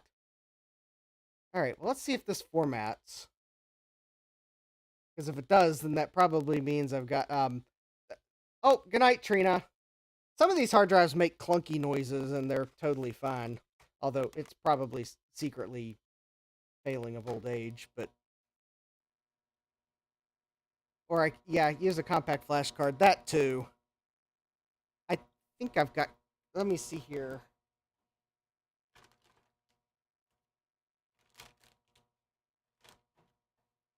I have just a few compact flash cards, and I probably have a few more that I've forgotten about somewhere. The only problem is my. Well, I'll go back to the screen if something interesting happens, but.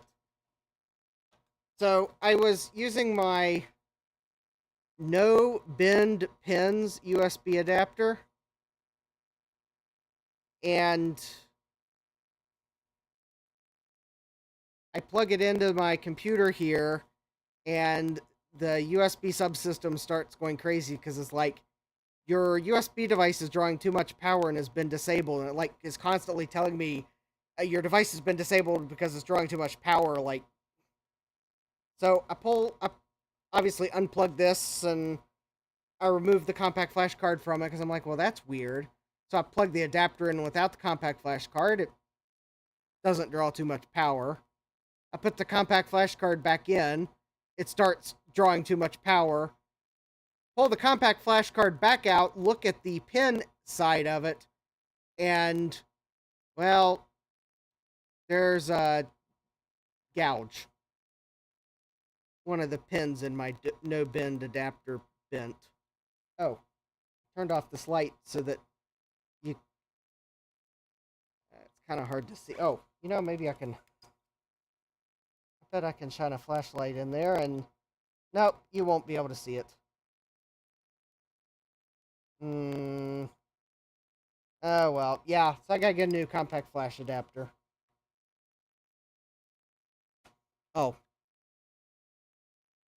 Well, of course, the funny thing is I ordered one, but this one, it works nicely because it's on a short cable. The one I ordered is kind of like too tall to plug it into the USB port. Because it doesn't have a short cable, it like plugs directly in, so I gotta like order another one. Good night, Frank. Actually, I might have another USB compact flash card adapter, but it's USB 2.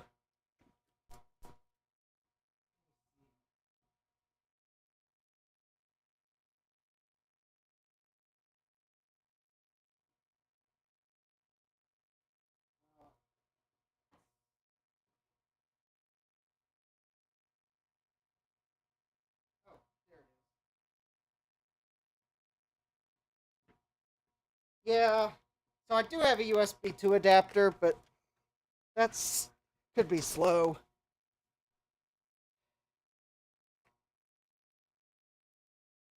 And I don't know if it works, but yeah, so I bought a couple compact flash cards off eBay, and it had this lovely beige reader, so that probably tells you how old it is.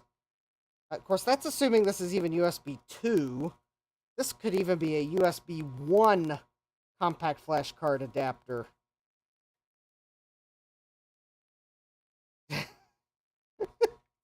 I just realized that because it's beige. This could be USB 1. Because the connectors would look the same.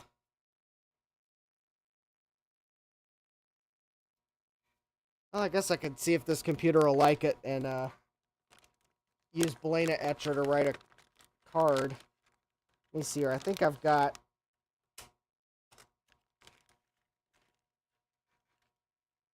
Here we go. Yep, I do have one of the Inno discs like Chris uses. Although the interesting thing is, I think this Inno disc is like a slightly different size than the one Chris had and gave me in the 5280, which I wrote an image of so I could put it on other LTEs. So you get a error from DD when you write out the image. Yep, okay, good. I got a couple more of those. I also have a compact flash card PCMCIA adapter that we'll have to see if it works someday.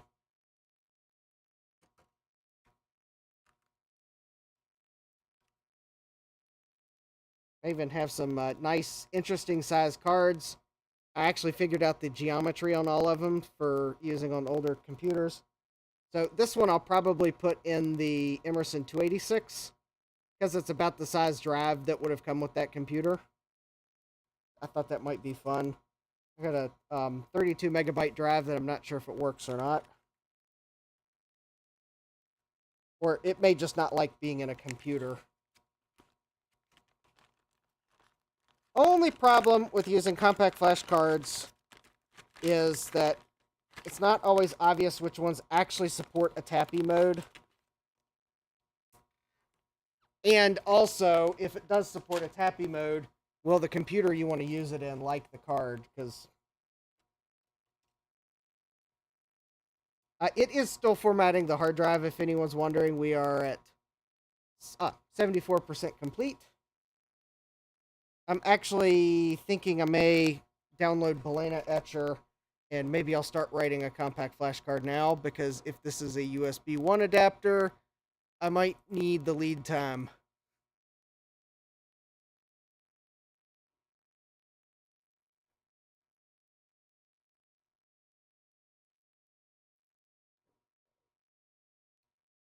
I think Balena Etcher will work for this.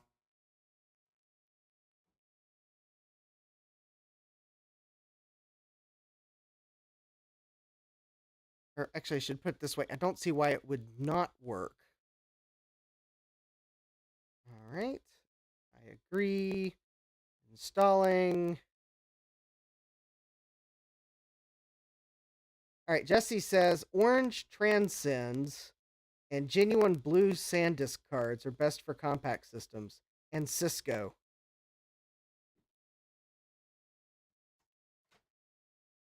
Let me see what I got here that's 4 gigabytes.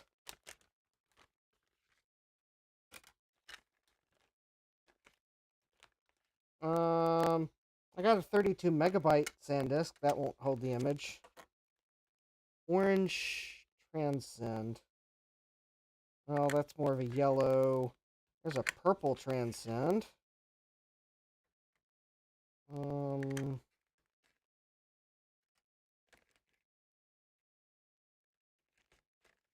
Okay. I'll have to use an InnoDisk. It'll work okay in a compact. Yeah, maybe I'll get some of the Cisco ones. I've heard good things about them. I've heard things about them. Alright, flash from file. Let's see here. Might as well just see. Compaq LTE series. LTE 5000 series. Here we go. The Retrotech Chris Compaq LTE. Whoops, that's a typo. Should be 5000 series. .image. There we go. All right, select target. Is it a 133X Transcend? I'll look at it here in a moment. All right, let me plug in my compact flash card adapter and see.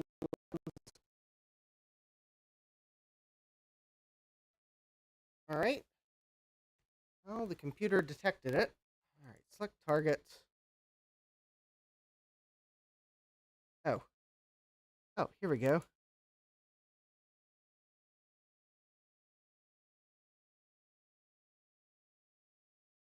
Oh, it won't let me. The selected source is 700. Is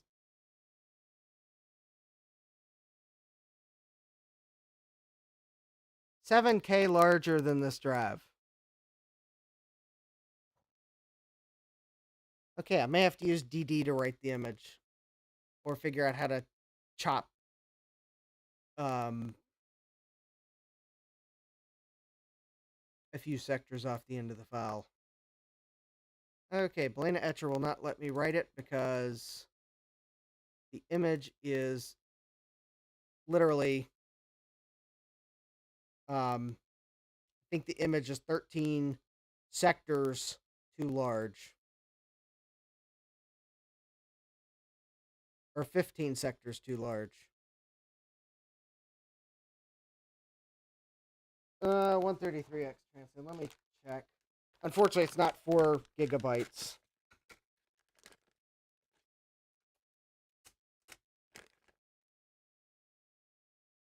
It's okay. One of them's an industrial Transcend, so it doesn't say what speed it is. It does have a label on it, non-DMA fixed disk on the back. So actually, that Transcend is an actual. That one I know will probably work good in vintage computers. Maybe not necessarily compacts. Let's see. No, that one's marked 5. They're not marked with... These transcends aren't marked with the speed rating. I guess I could see if one of these other Inno discs is like...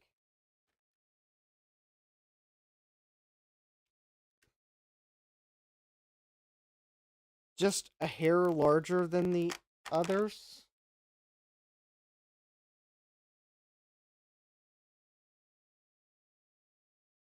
Because otherwise I'm about to go... Alright.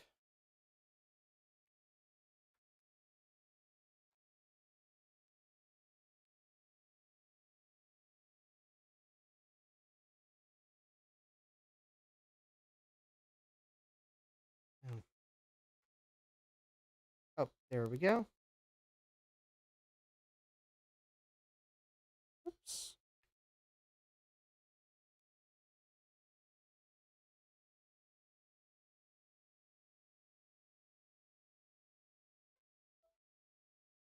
Alright.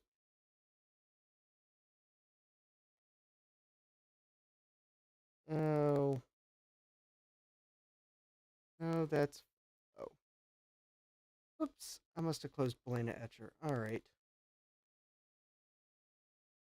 Alright, let me see if one of these others is like...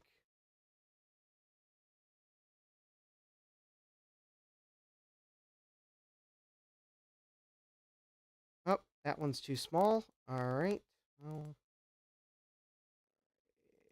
checked.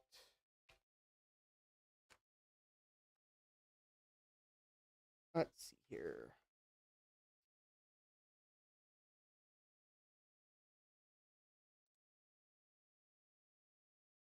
Alright.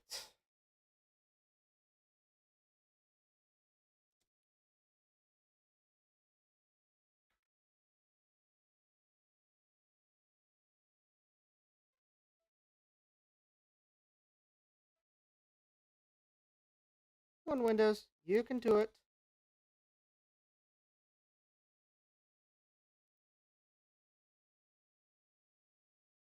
There we go. Alright. Too small. Alright.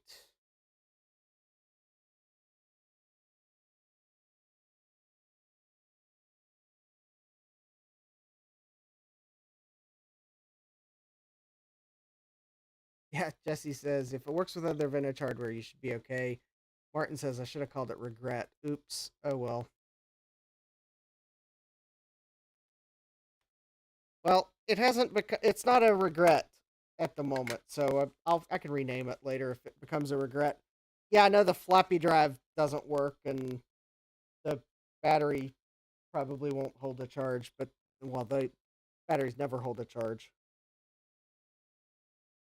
If the hard drive has bad sectors, I'll call it regret. All right, in the meantime, because I might like to put a compact flash card in this, and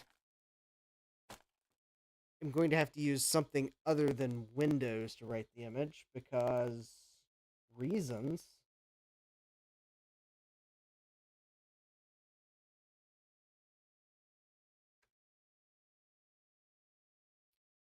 I guess.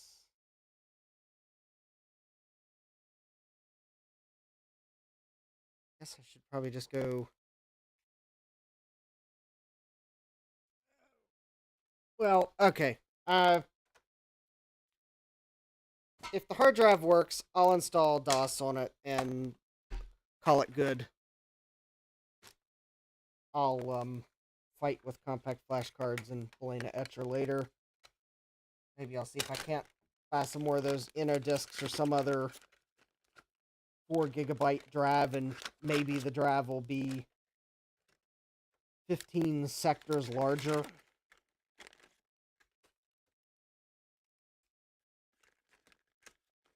Because that's the funny thing is, I actually...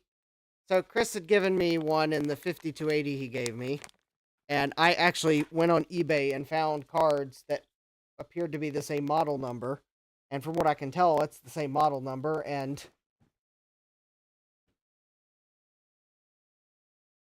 yeah, they seem to be like slightly smaller than other ones. Like, okay, thanks InnoDisc for being consistent. with your model numbers.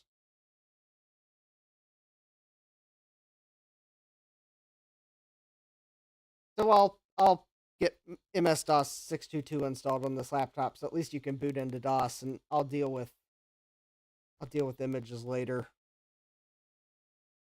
because I might pull the hard drive out of its caddy and copy files over and go from there. We'll have to fix its floppy drive. This is going to take a while to scan. I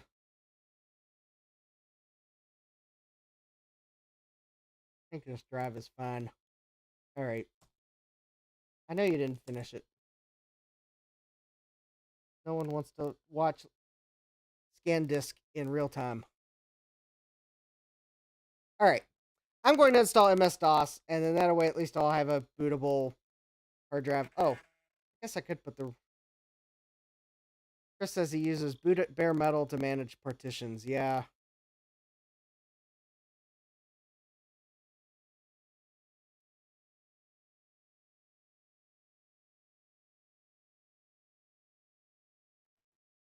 Me. Make a note of that, because...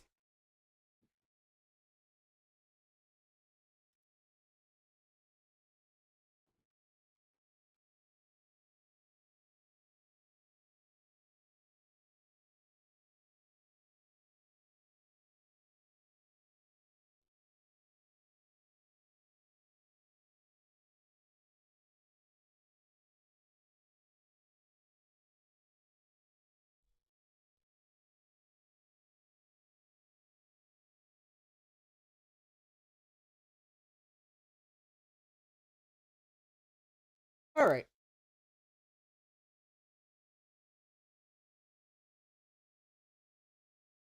Yeah, Chris says I should put the memory back in. I'll put the memory back in after I install DOS.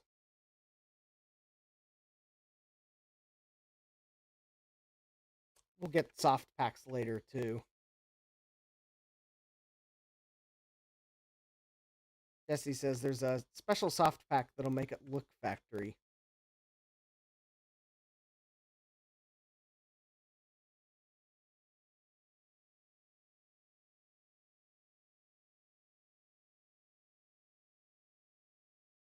Because actually, probably what I'll do is duplicate the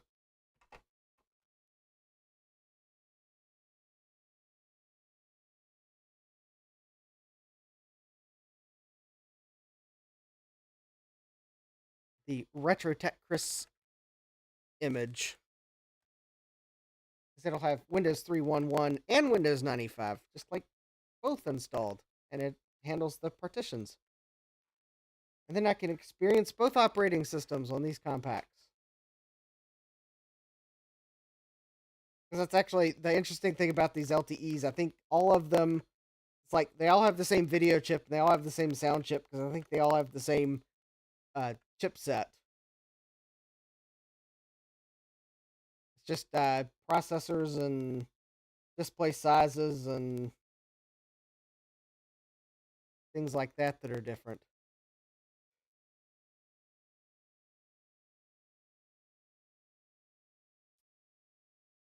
But yes, the special soft pack is the Windows 95 supplemental discs.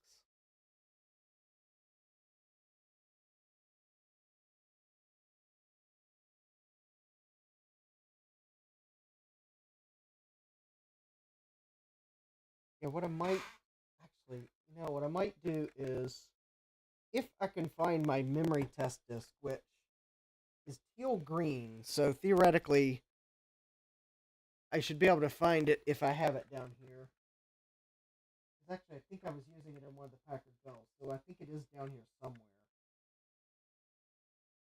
Oh no, I have it on my Never mind. Oh, which means I can not plug the USB thumb drive into this computer, because this computer hates the thumb drive. So does my other Windows PC now. Actually, I should have that image. I'll write a new memory test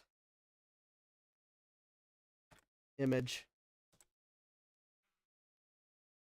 Jesse thinks there's two variants of the ESS sound card. There might be. There might be. They also might be. They also might use the same driver.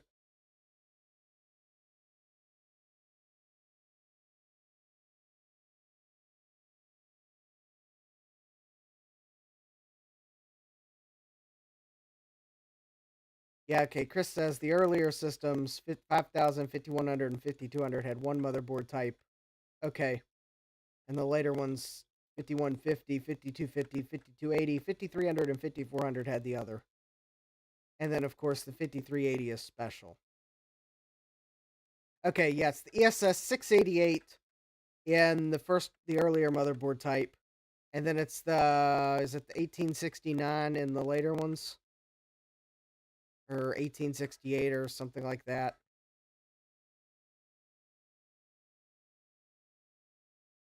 I know it's an unpopular opinion on YouTube, much like thermal paste application and um, things like that. But for the non-Sound Blaster cards, I think the ESS ones have the best sound.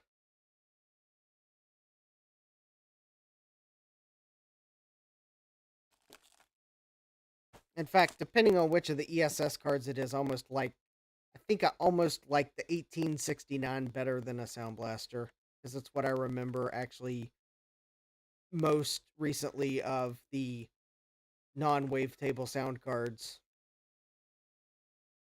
16, okay, yeah, Chris says, yeah, the 1688, Jesse says.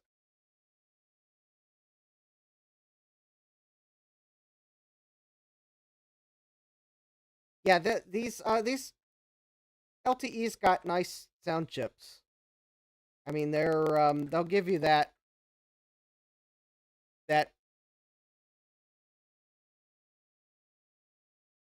retro synth vibe, for lack of the right words.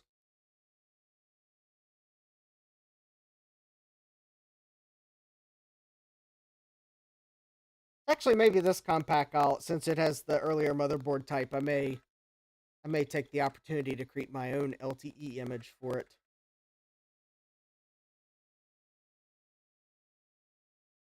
That might be fun.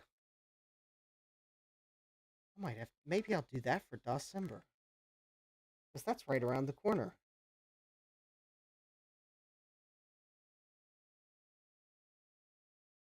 Chris says, what is annoying is that with Windows 95B and the later systems, you can't use a soft pack to install audio drivers. And Jesse says, you absolutely need the Compaq supply driver for sound on the later models.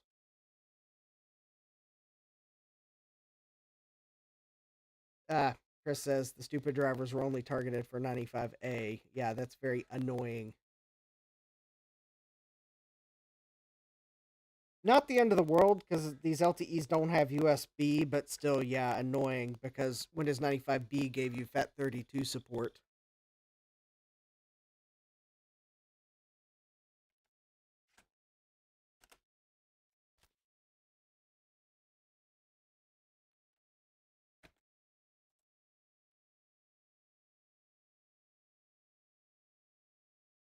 Oh, that's right. I was trying to remember why I was browsing files on my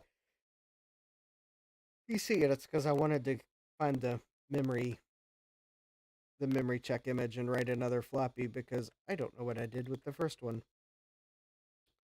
All right, well, there's the D-ban. I don't need to D-ban this hard drive. Let's see here.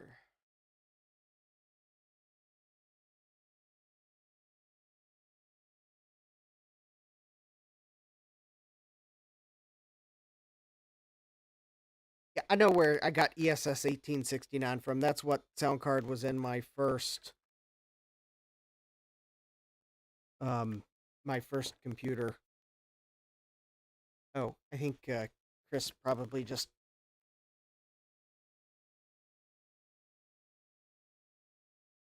Oh, no, actually that was something else. All right.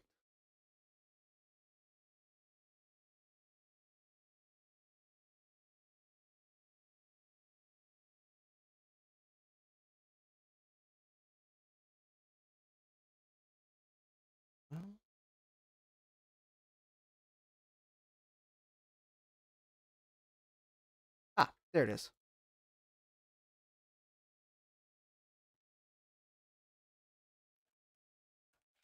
All right.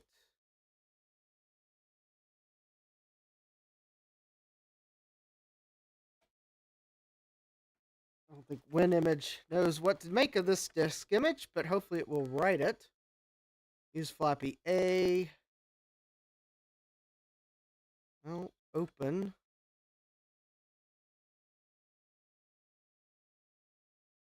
Open. Oh, it may not write an image that it doesn't recognize. It's not image file. Yes, it is an image file.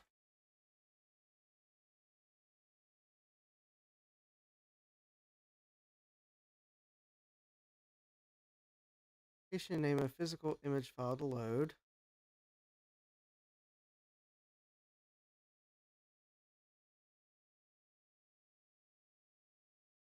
Oh, all right.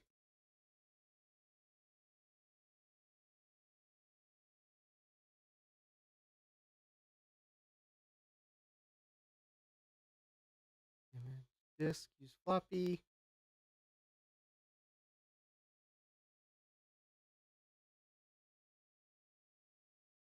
Oh, that's nice. WinImage apparently will not let you write an image file if it doesn't think it's valid.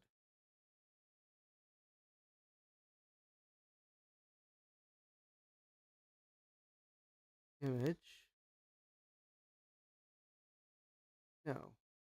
Uncheck verify disk content before writing to disk. Okay. Open.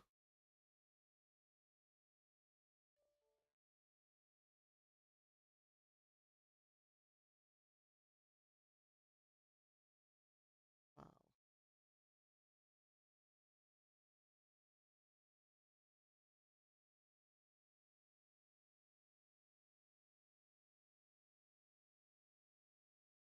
Okay. Well. Okay. I'll have to find my memory test floppy disk because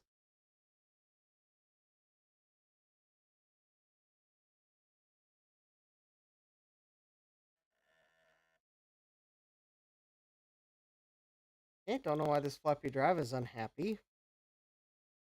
Made a weird noise while seeking.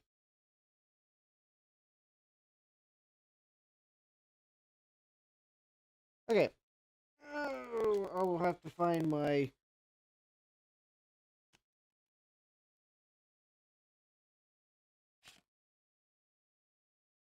There we go. Great. Oh, we have DOS installed. Now,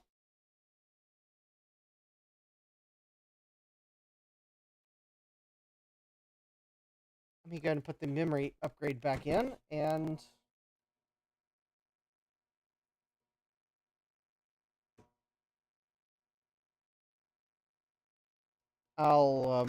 and I guess let me just go ahead and put the cover back on as well, because it looks like I got the password cleared, and all it took was a multi-step process, including updating the BIOS.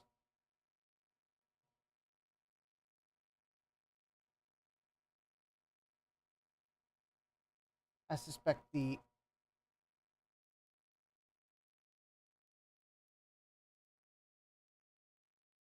I'd run a memory test on this, but I'm not sure what I did with my memory test floppy disk. And I will have to create a new one with Linux because WinImage doesn't like the Linux image and says that's not a valid disk image, and will then refuse to open the image file to even write it. So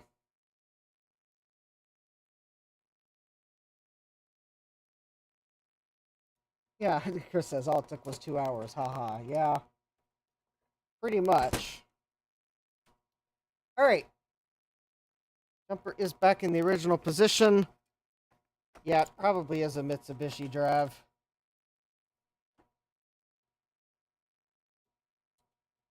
Hey, I'll pull it out of its holder and we'll see what kind of drive shipped with this computer. All right, there we go. Covers back on. Go ahead and put the 3 screws back in. Assuming I haven't. There we go.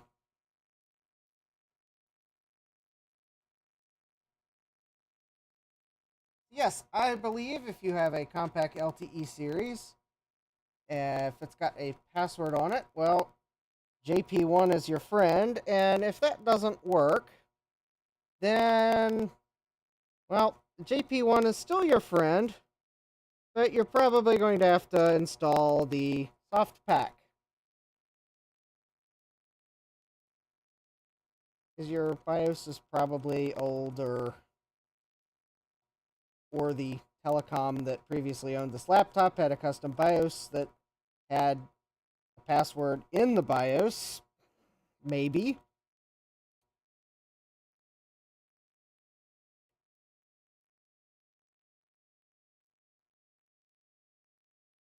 Or maybe Compaq shipped the laptop with a version of the BIOS that didn't actually support resetting the password, and I don't know.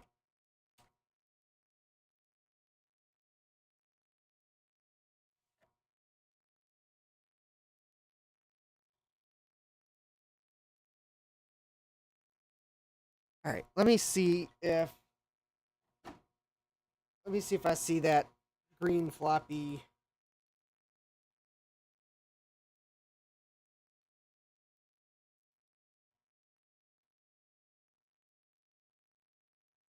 No, actually, it might be in one of the Packard bells. Actually, now that I think about it.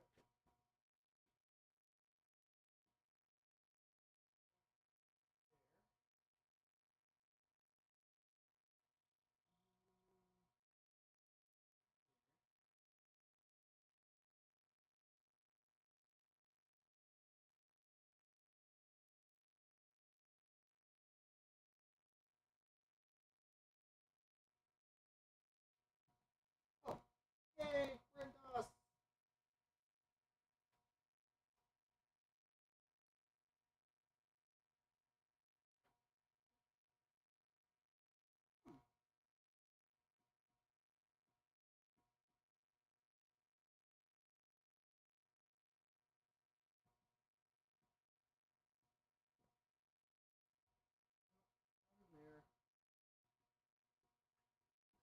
All right. Well, I'll inevitably find the green floppy disk when I least need it.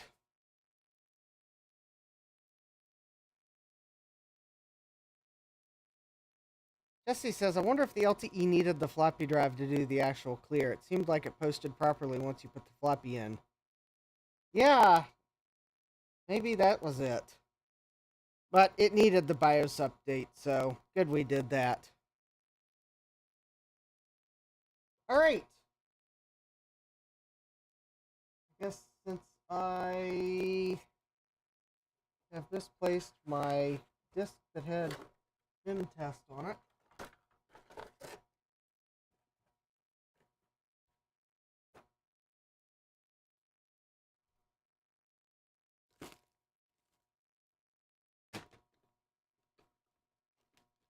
all right.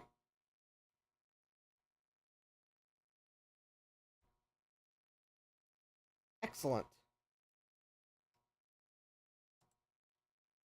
All right. Well, I think the 5200, other than the screen seems to be a bit dim, but that I'll probably deal with later. Oh, that's right.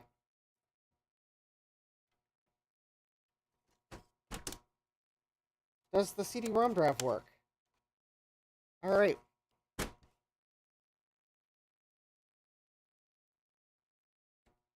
Excellent question.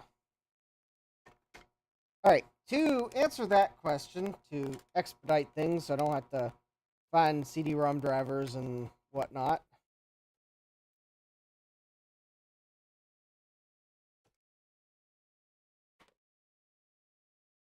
I'm going to put the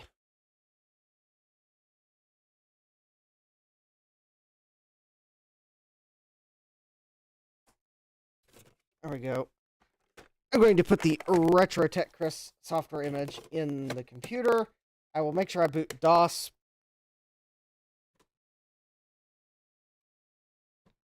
And let's see if the CD-ROM drive works.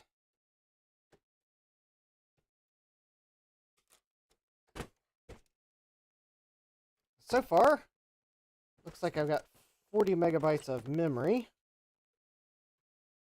which is not too bad. Floppy drive is going to need a little bit of maintenance.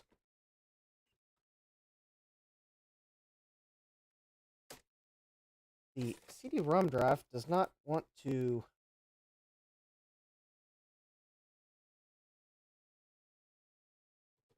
I don't know why it doesn't like to plug in the first try.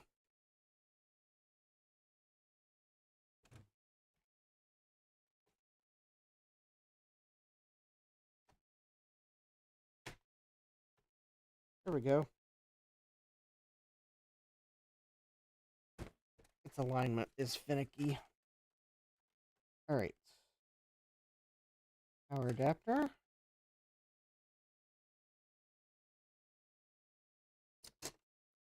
VGA.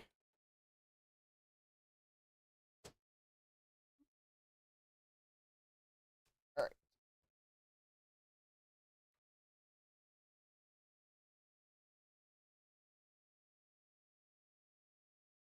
There we go.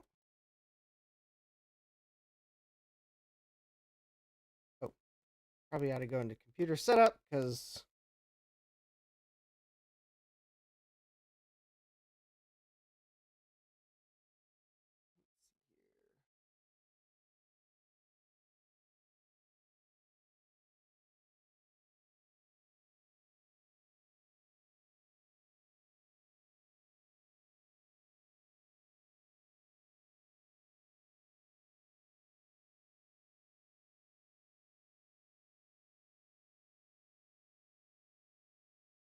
oh, that's interesting. Put the memory upgrade back in and it's... Yeah.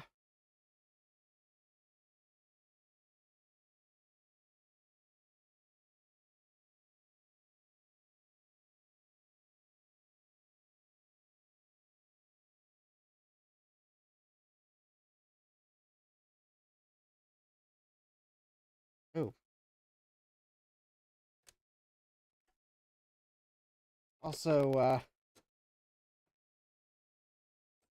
I went into setup because I swapped hard drives.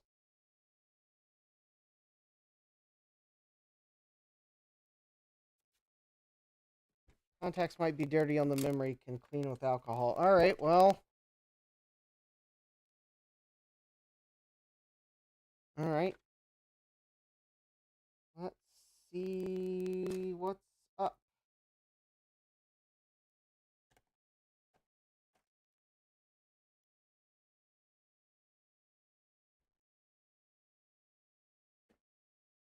Well, I'm pretty sure I put the memory upgrade in the correct way.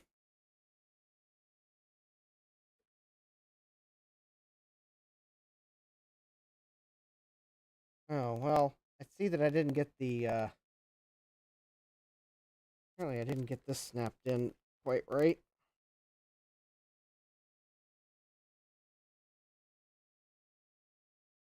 All right, let me see if I can... There we go. That's better. Hard drives are plug and play too. Well, also another possibility that maybe there was a problem with this memory card, and maybe removing that is what...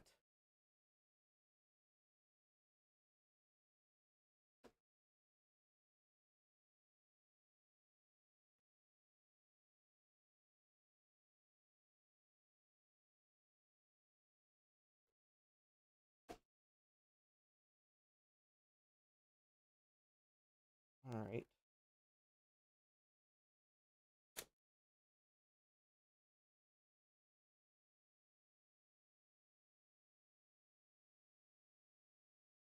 Yeah, it should be a 32 megabyte upgrade.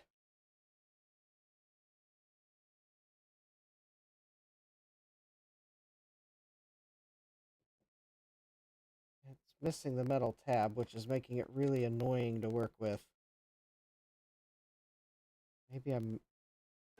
Just maybe I might go grab one of the 64 megabyte upgrades.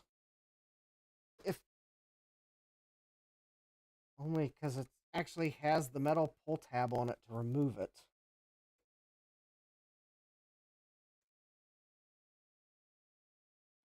Let me remove that door so that I don't break it.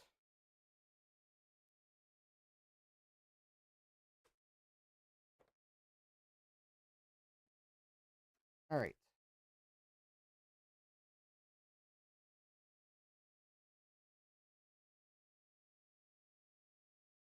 Contacts look okay. I didn't put it in upside down, did I? No. Okay. It clearly only goes in. Chris says spudge from the top. All right. Will only go in one way. All right.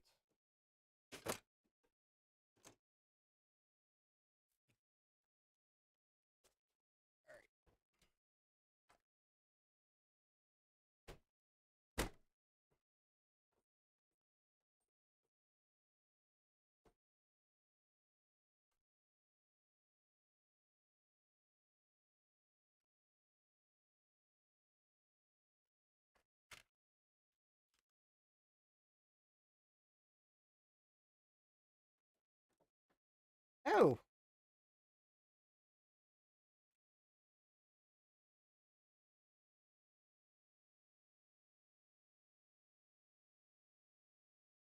there's our problem.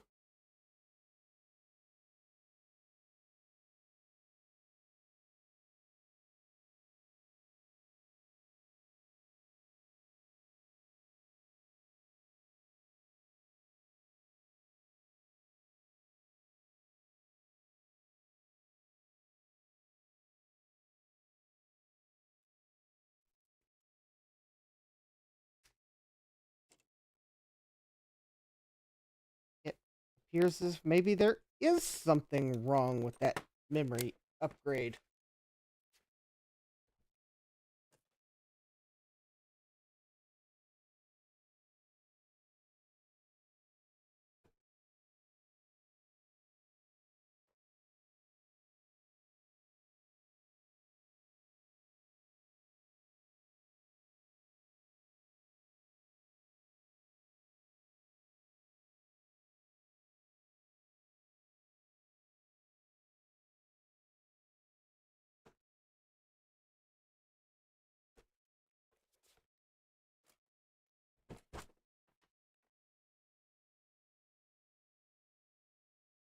Chris says sometimes you have to reseat it a few times. All right, well, I'll reseat it again. Yeah, I got a RAM error on boot.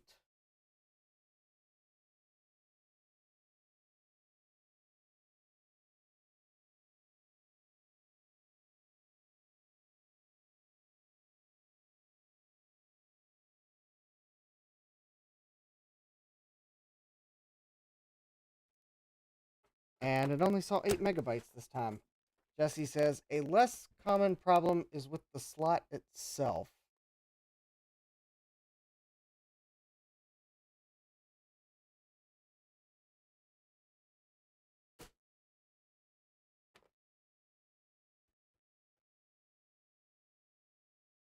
Well, trying not to.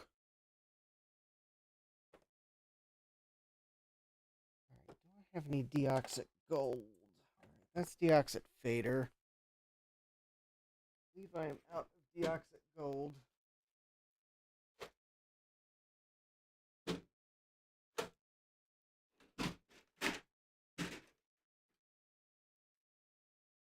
Do not want to use deoxit fader.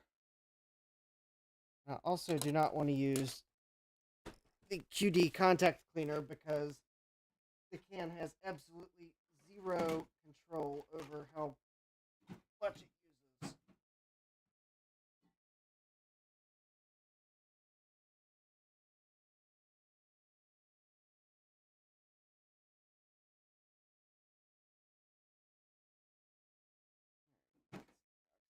fader, a bigger can.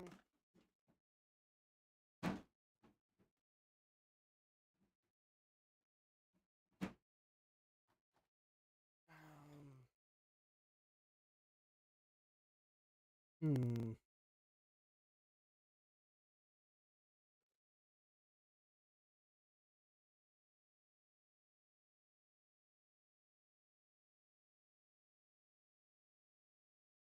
All right.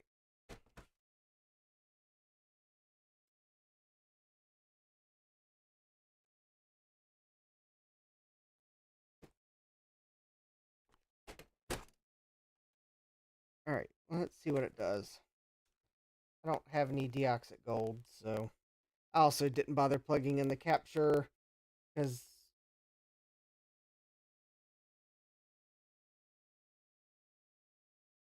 And it's only detecting 8 megabytes. All right.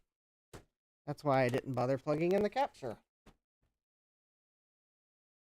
Let me see here.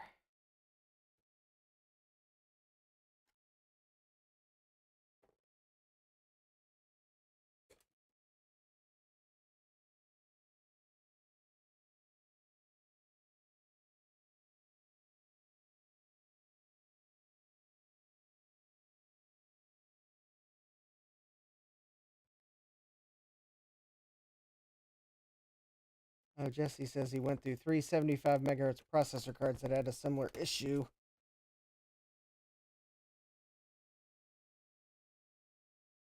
Oh, I have some spare parts. I wonder if I may have to. Oh, I don't have a can of deoxit that I don't want to just flood this thing with contact cleaner. If I had it apart and could like let the excess like not run all through the laptop, it would be different. But I don't want to just flood it with contact cleaner. But I also don't want to use deoxit fader because that's got a lubricant in it.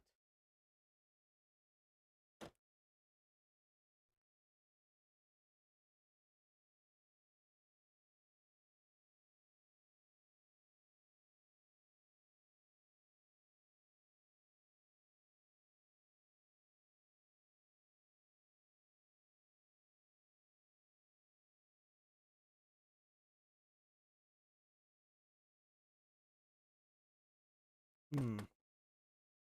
Yeah, let me go grab another memory module. They just pull the one out of the 5400.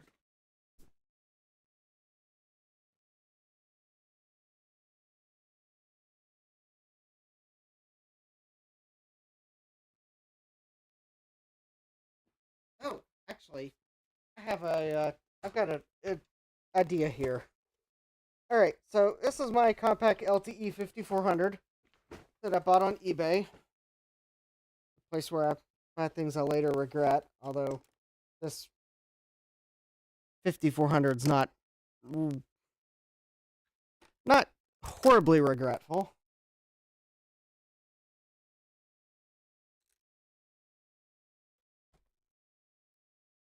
The mouse pointer thingamajig doesn't work, but Jesse sent me a keyboard, which actually I have sitting over there. That was going to be the backup project. I was going to replace the keyboard on the 5400. Finally. So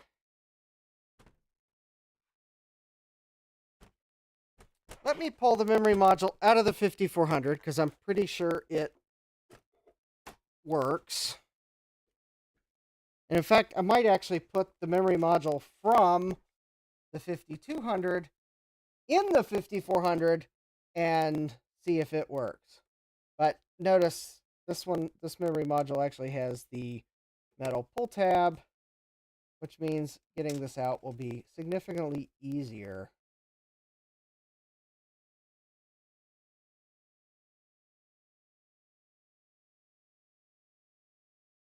Because you just remove the screws and pull it out.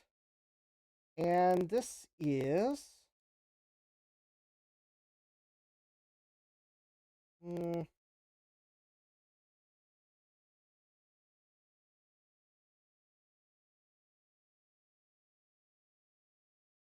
don't remember how... This one may just be like 16. Oh, yeah, the dock. Yeah, the dock with the dock lid was the real bonus. Yeah, that is true. All right. Which is why this 5200 is not a regret, even if it needs some more work. All right. So first, I'm going to put the 5200's memory upgrade in the 5400.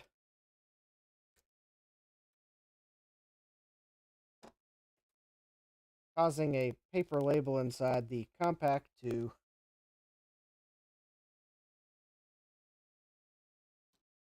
become dislodged.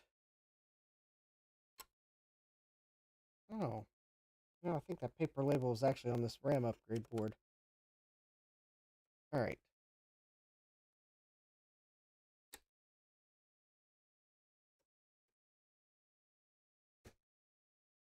No, had it right the first time. All right.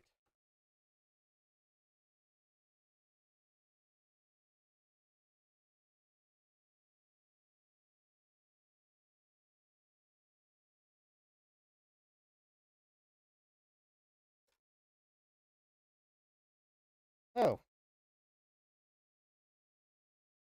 do these memory modules not, oh, there we go. All right. Got it. Okay. So this is the 5200's memory upgrade in the 5400. Let's see what it does. I guess I should probably put its hard drive back in so that if it does boot.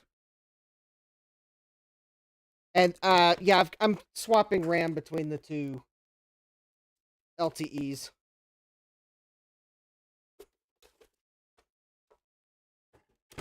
If I have to, I'll go upstairs and grab the 64 megabyte modules. They're up in my office. All right. There we go.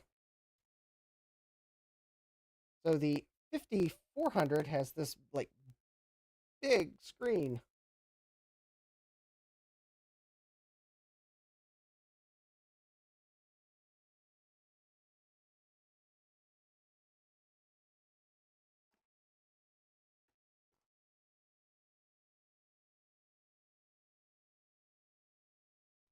Oh.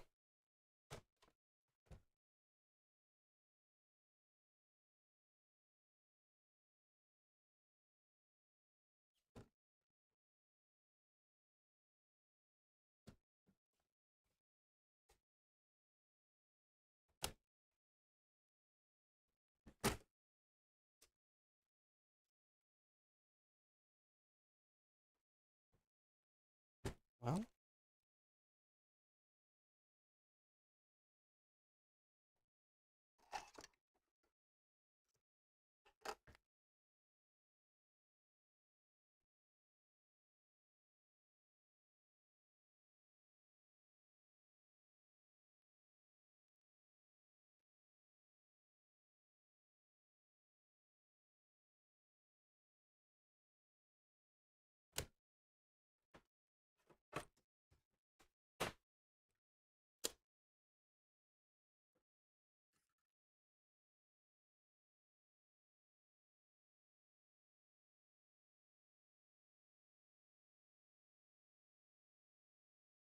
Okay.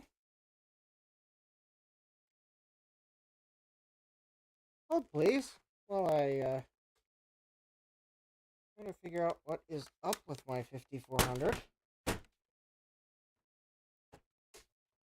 right. Let me remove the battery. Hard drive's in. Power.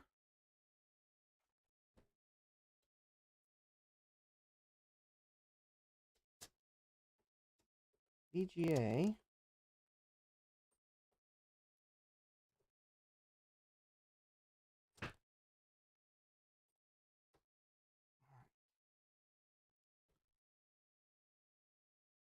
There we go.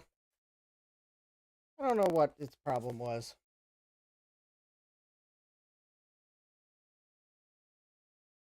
Okay, well, it detected the memory.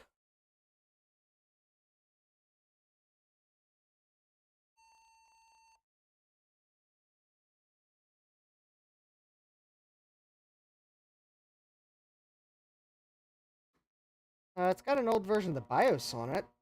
I think we might need to fix that.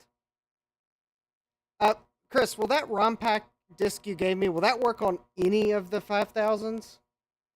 Or is there a different one for the newer version? Or the newer one?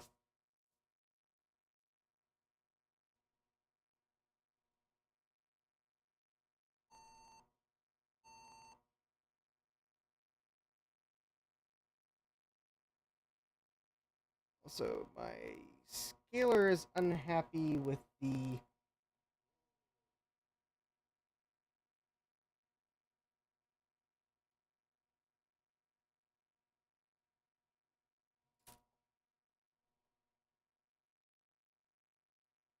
ROM pack works on all systems, even the 5380. Excellent. I do not know why the display is cattywampus.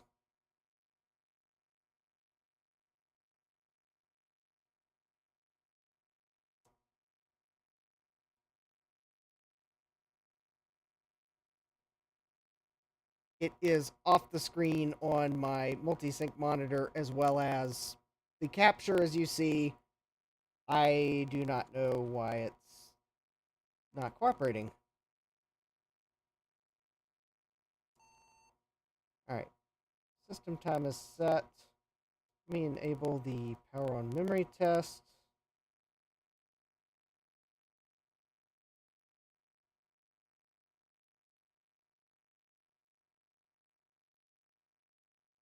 Because this is the...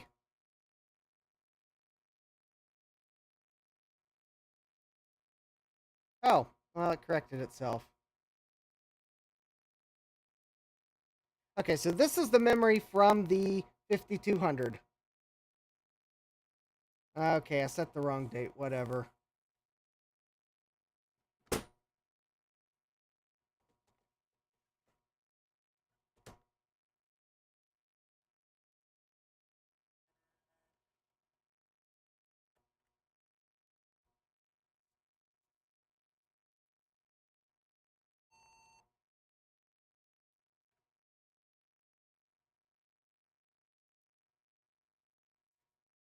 So it looks like that memory module detected.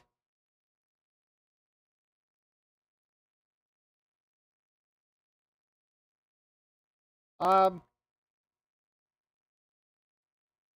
I don't know. It's hard to say. Maybe maybe it turned on when I plugged in the power, and then I plugged in the VGA, and so it didn't properly set something. I don't know. Weirdness.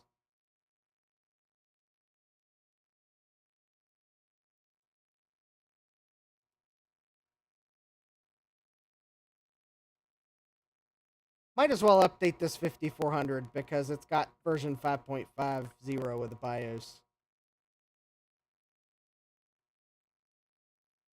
Also, it does seem as if it likes the memory from the 5200, so that does seem to point that the memory slots on my 5200 might be bad. Jesse says at least the 120 megahertz processor card isn't rarer than hen's teeth.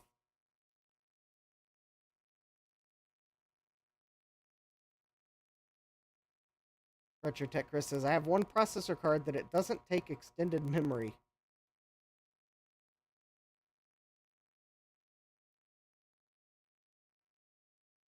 Yeah, maybe so. Maybe I have a bad processor card.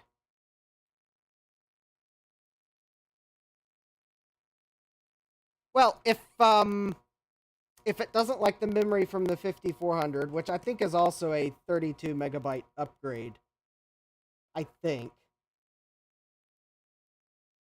then I'll flag it that it's probably has a bad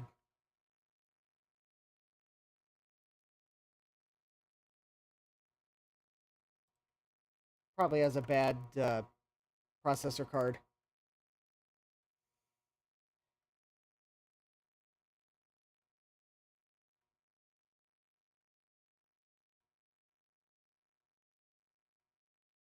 Or maybe it's just something with the memory slots. I don't know. I'll have to take it apart and sort it out potentially. I can use the 5400 to test the CD-ROM drive. But I have a dock. Yes, I will bring the dock onto the workbench. Yes. That was really the part of the whole eBay purchase that was probably worth the entire entry fee, even if it is missing the button to eject the multi-bay one. But I think that's why 3D printers were invented.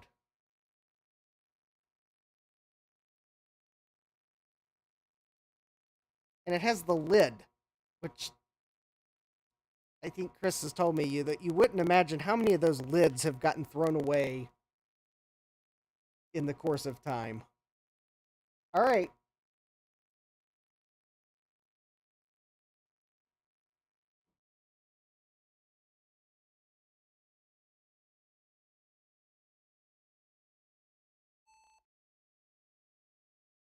Yay!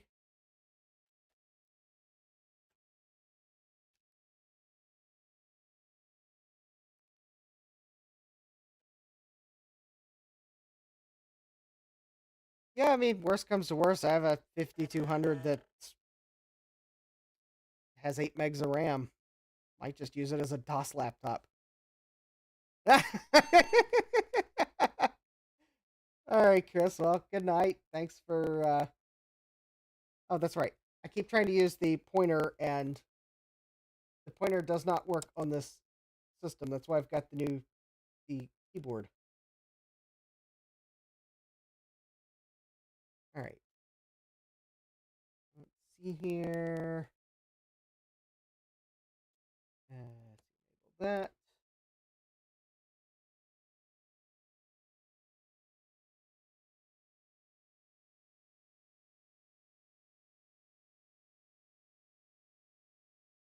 Yeah, at least the capture sorted itself out. All right, I'll go ahead and let it boot into the OS, and we'll use that to see if this memory seems to be working.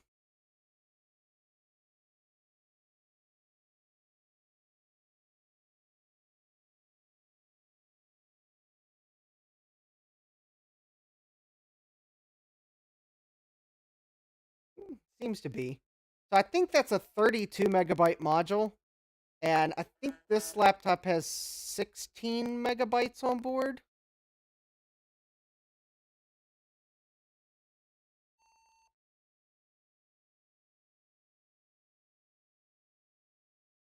There we go.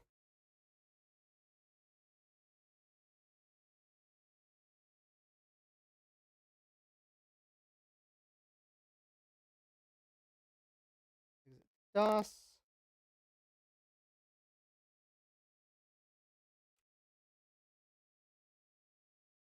Oh, I could have probably hot swapped the. Let me put the CD-ROM into this computer and let's see if it works.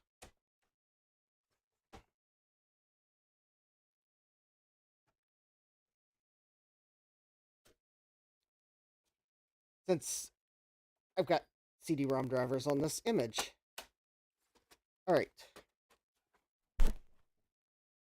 Yeah, different processor cards have different amounts of onboard memory.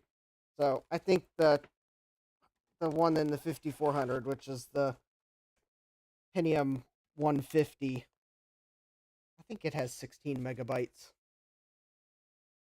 Yeah, 5000, 5100, 5200 have 8, the others have 16. Okay. And the confusing part, the 5200 and 5280 both have Pentium 120, but different onboard memory amounts. I think we can skip the memory test here.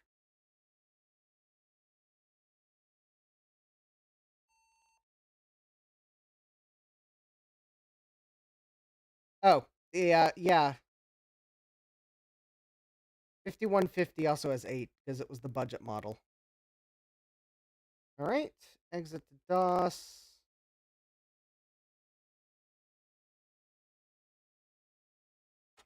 All right, the CD-ROM drive does eject. All right, let me see here.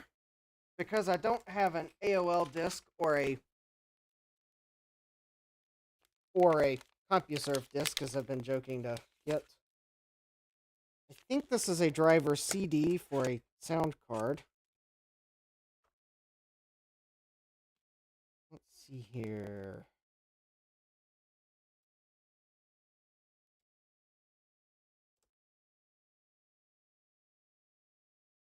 Oh, that's not. That was not the CD.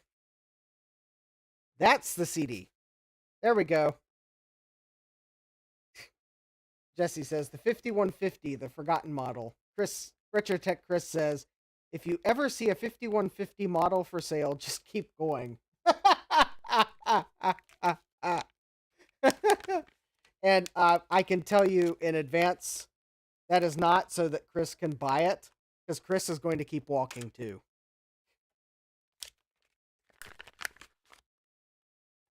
That is Chris's least favorite LTE model. Yeah, he only has one to complete the collection. There is no good reason to own one. So there, you heard it from RetroTech Chris. I've heard it from him in person too.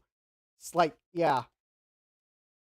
The only reason to have a 5150 is if you have to have all one of each. Yeah, the CD drive works. Yay. All right. So that's good. And that was easy to test in this one because it has CD-ROM drivers. All right. I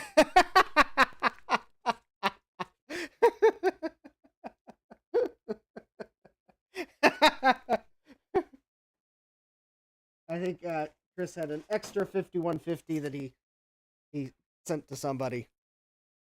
Yeah. Or maybe CD-ROM. I don't know. Okay. Anyways, I got the 5200 on the bench.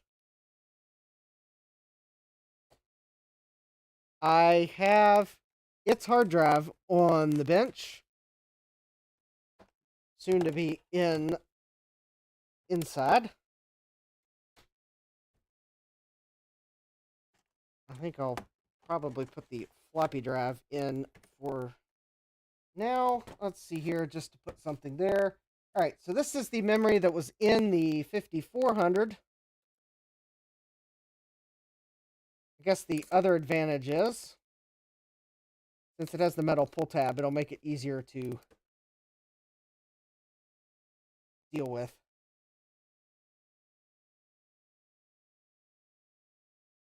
Actually, doesn't feel like it's seated that well. Maybe it did. Yeah.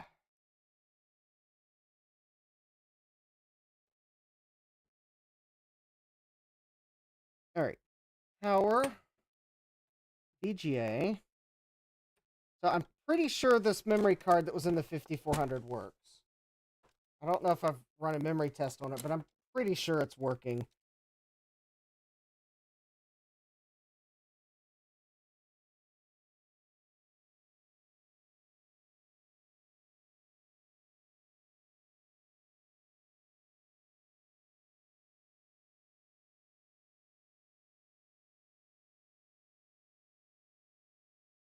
RAM error at location 800104. Well,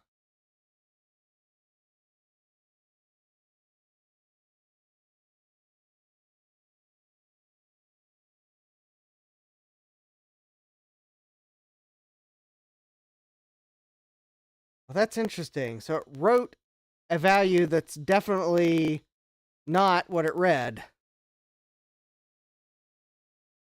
Yeah, I think this 5200. I think my 5200, if I was buying the 5200 by itself, would be a regret.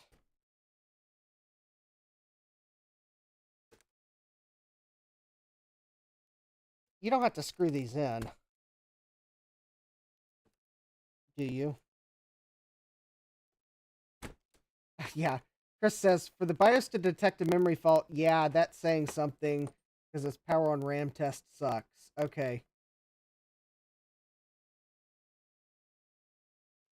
So I guess if I was buying this 5200 just for the 5200, then yeah, it'd be an eBay regret. But yeah, we saw. Yeah, we did. Guess he might have a processor card for it. Cool.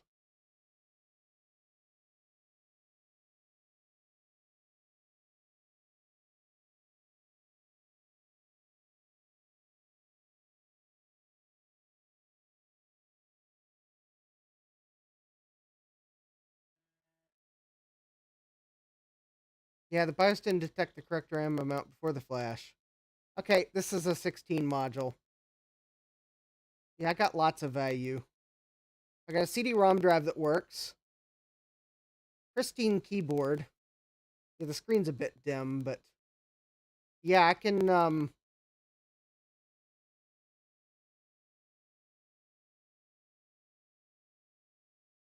I scored. Okay, interestingly enough, it detected the RAM now. I think that actually is a 16 module because it said 8/16 on it. So maybe it did detect the RAM this time. Yeah, now it's working. But if I power cycle it, will it still be working? Slot might need a clean, yeah.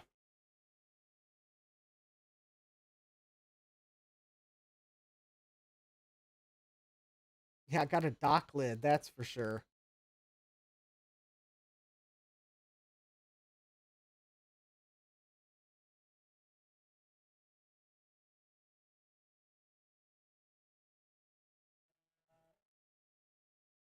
Well, I think I know what I'm going to do. I'm going to leave the 32 megabyte module in the 5400 since it is working correctly at the moment. Or I'll probably put a 64 in it at some point. Why not? Why don't I just put a 64 in it tonight? I'll have to go up and get the module.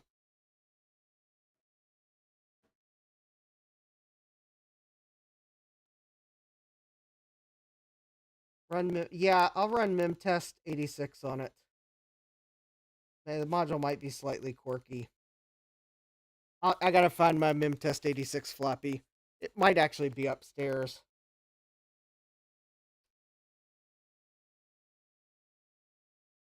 All right, I guess let me go grab a 64 module. Now, I think I'm gonna leave this module in this computer because I'm pretty sure it works. I actually don't know that the 64s work until I try them in something, and I think I'd rather test it in one that you have an image for it. Okay. Well, the problem was I could not get WinImage to write that image because it's not a DOS image, so it fails its check.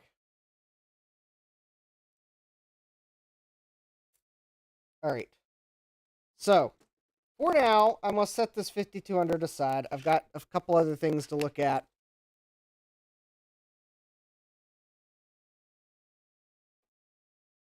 I do want the working floppy drive though. Well, actually, I'll leave the working floppy drive in it. Yeah, memtest image. Let me. Oh, good. Let me just go ahead and re-download it again, just in case. Okay. Actually, okay. Here's what I'm gonna do. I'm going to go upstairs. I am going to grab the 64 megabyte modules. I am going to grab the memtest disk if it's laying out in the open, because it is a teal disk, so I should be able to see it quickly. And Oh, Chris says use raw write for Windows. Oh, that would make a lot of sense.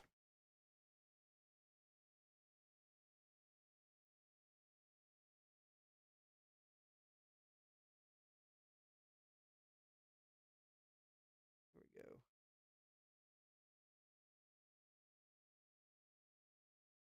Okay, I don't need to go grab my Linux laptop because raw write for Windows. All right. Ragdoll.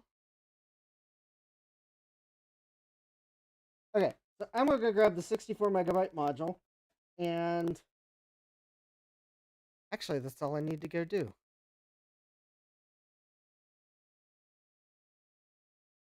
Yeah, that's all I need. All right.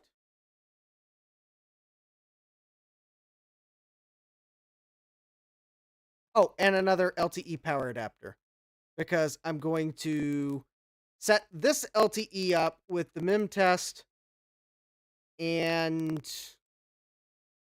I'll just like let it run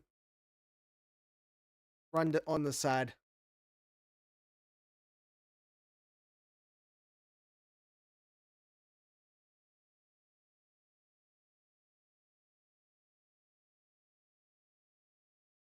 So yeah, I'll go grab another power adapter and 64 megabyte memory modules, and we'll go from there. I'll be right back. I am writing the MIM test as we speak, or as I attempt to speak or communicate.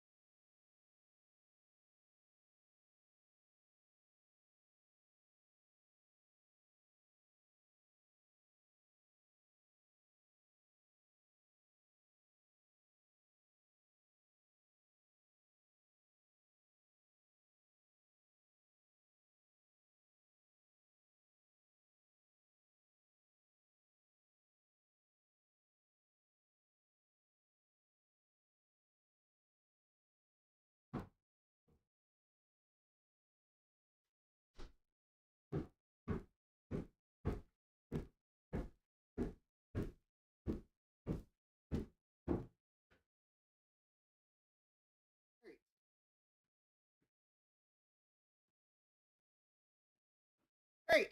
Got memory upgrades. I've got a power adapter.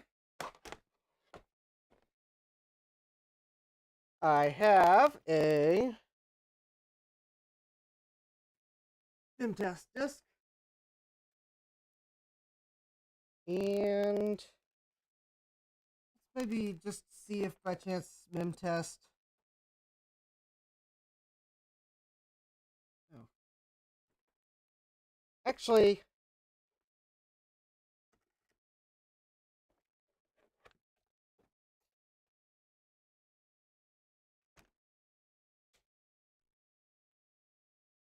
at least put the door back so I don't lose it. All right, so I'm going to set the 5200 off to the side.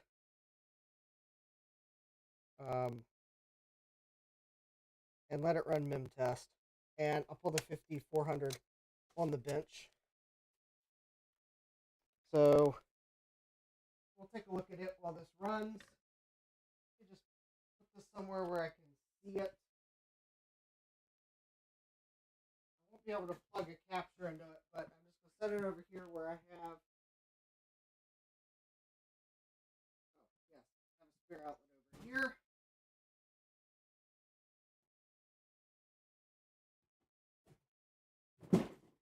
No reason I can't unplug the fan that I don't.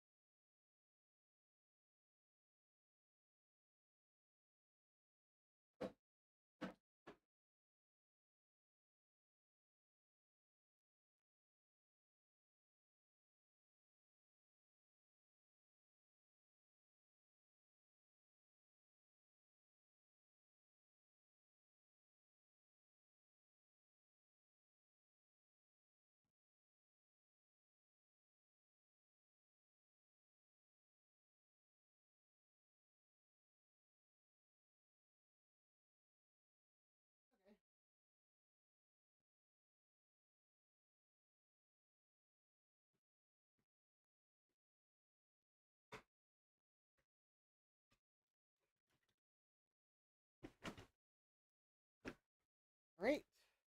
Okay, so the 5200 is probably should be booting from the memory test now.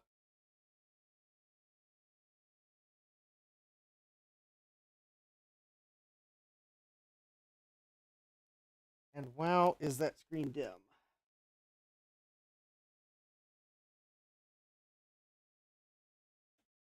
I'm going to write another copy of the mem test on another green disk so I have an extra copy.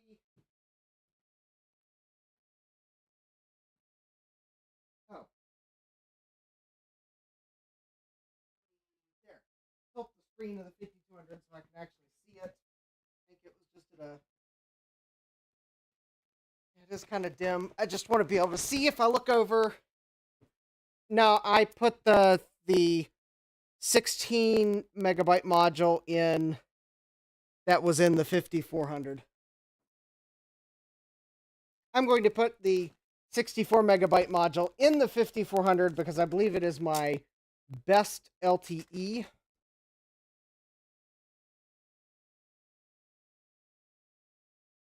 Oh yeah, I like these steel case leaps. Oh, hey, Dave. So, anyways, let's get this LTE 5400 a little. Let's give it a little bit of love. So the problem is the trackpad just doesn't work. So I actually need to remove the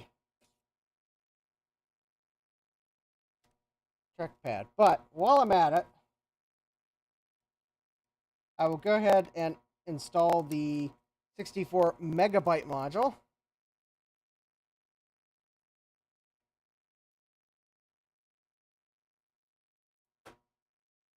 Yes, because this has a nice big screen. Although I don't know if it's necessarily more high resolution, but it's got a bigger panel at least. I think it may still be like 640 by 480, but it's a large panel. Unfortunately, I think I need to reflow the ribbon connector on the panel because it's got some lines through it. But it's got a 150 megahertz Pentium processor, 16 megabytes of onboard memory, which means you can go up to 80 total. Chris says, hey, that's enough to run Windows 2000. Don't do it. Is this one of those cases where you did it so we didn't have to? And then you undid it because it was awful? Yeah, okay. Chris says, only system with 640 by 480 is the 5000. And which one's the one that has the 1024 by 768? Is that the 50, or is that the 5380? Yep. Yep. Chris says rest are 800 by 600 except for, you guessed it, the 5300.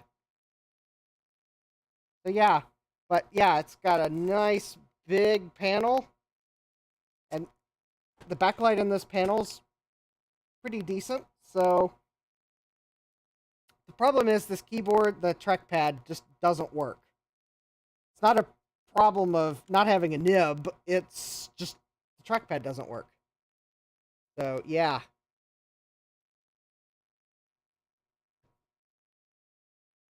Oh, and Jesse says not all 5,000 laptops are 640 by 480 either, to add confusion. All right. Yes, let's see here. All right. So let me see here. I'm not sure exactly what I need to do to remove this keyboard, but I presume I need to remove some screws from the bottom. Let's see here.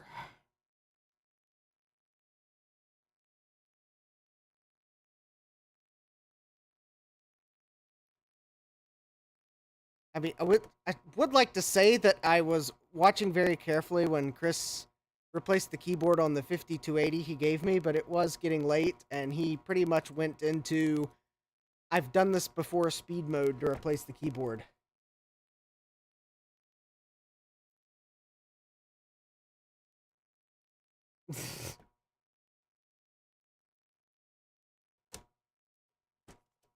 All right, so let's see here. I think to get the, oh, wait a minute. Did Compaq do something really awesome here? Yes.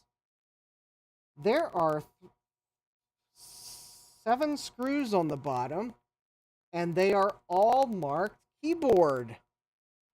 Wow.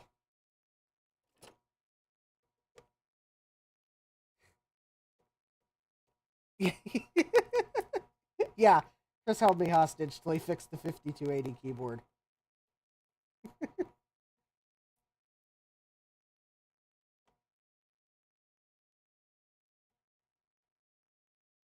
Let's see if I can do this without having to refer to the service manual, which I do have open, but to the wrong page.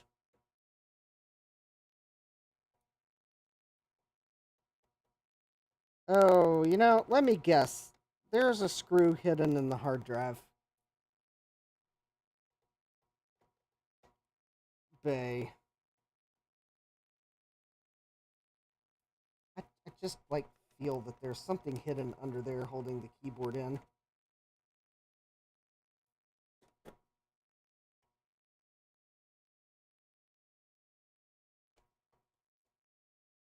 Nope, that's just cynical me thinking. Okay.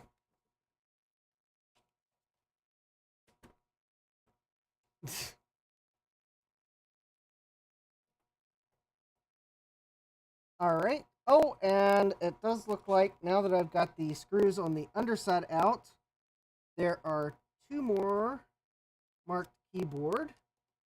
It looks like I need to remove this one here.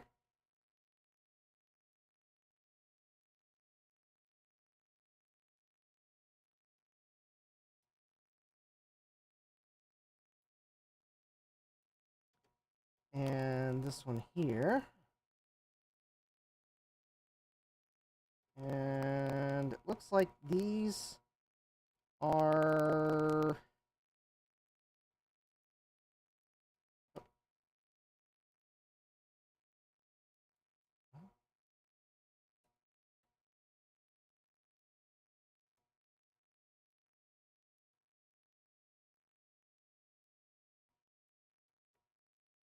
Well, if I can get the screw out.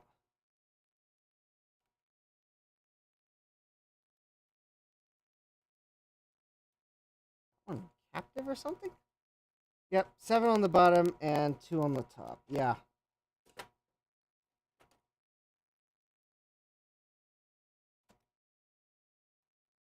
There we go. Right, and now I think the keyboard just probably lifts, almost lifts right out.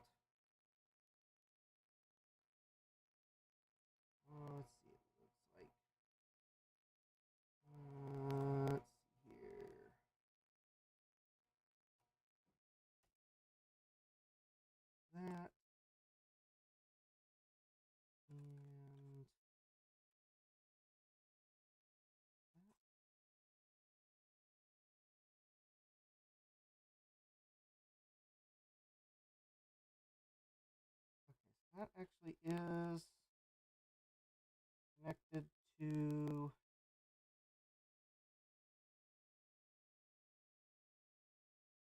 Let's see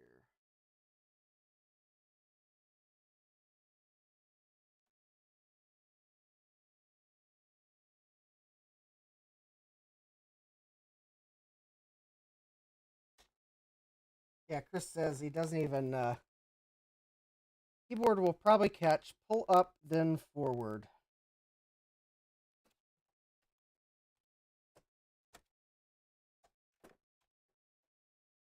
Oh.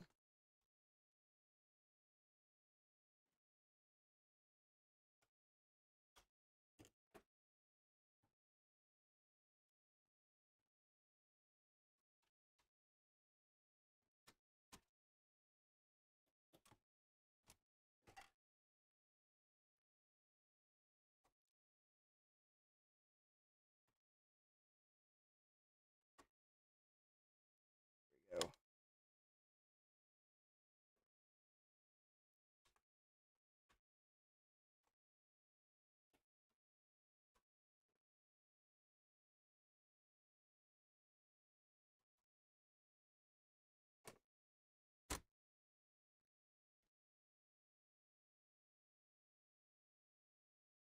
I did get the screws.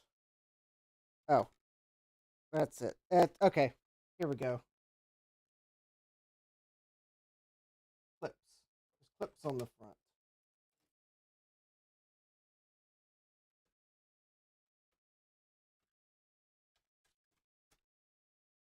Probably the pull forward, and they will disengage.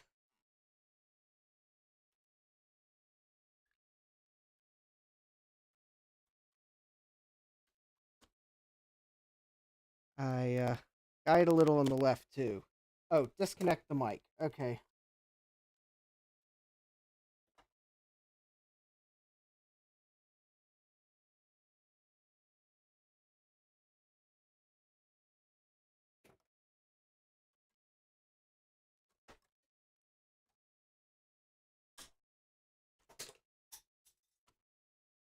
Okay, that was just the hard drive door falling out. And conveniently...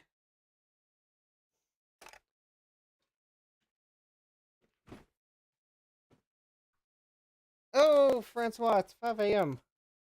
Oh. Alright. The time always comes so soon when we're having fun. Alright, let me kind of give it a little help with a spudger, maybe?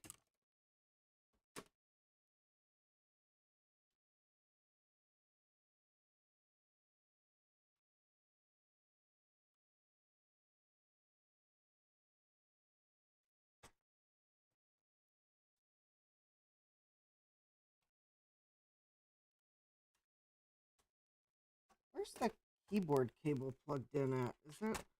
Oh, there we go.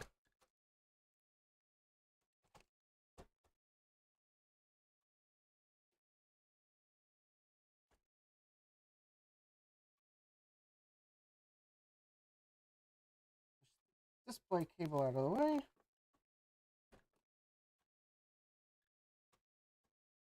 Presume I disconnected the keyboard and mouse cables. I got the... Is that just one ribbon, or is that two?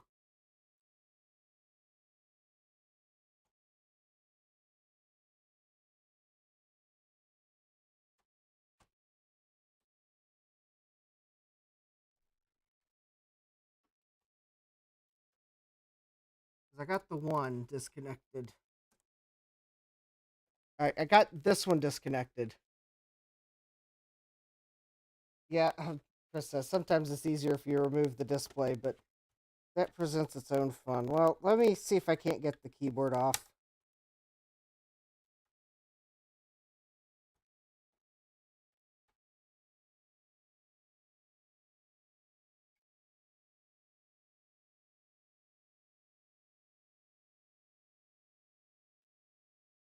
To the left of where your speaker connector is, there should be a mouse connector.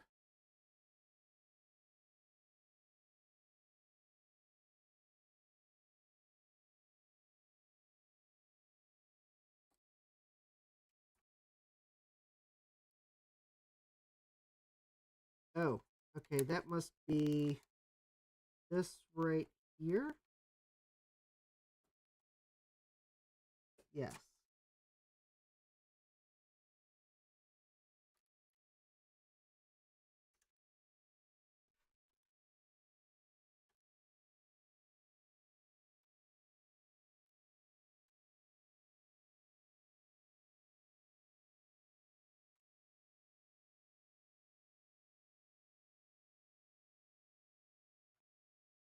Where the iron ring is. All right. There we go. Ah, all right.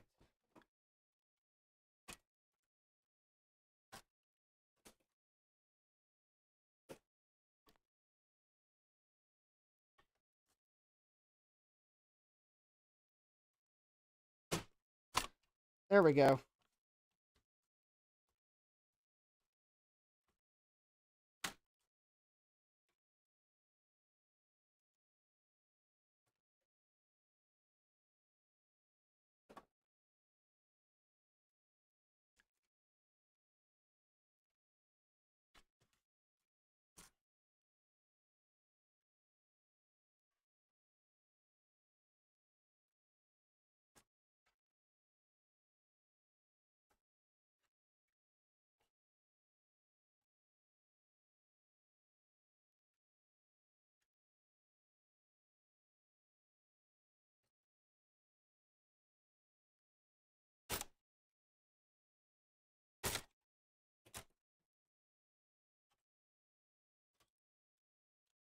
There we go.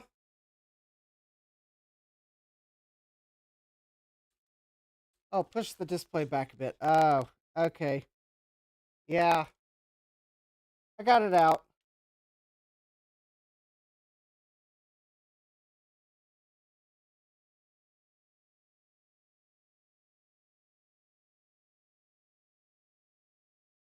All right. Yeah, I spudged it. Not sure what's up with the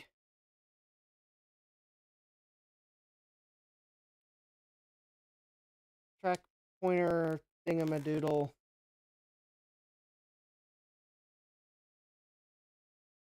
Someone probably pushed on it too hard or something. But yeah, all right, got the old keyboard out. So I guess while we're in here, take a quick peek. So I think under this shield that I don't really want to remove. So this would be where the memory would be. The memory upgrade would be, well, actually memory upgrade is because I've got one inserted. Here's the CMOS battery that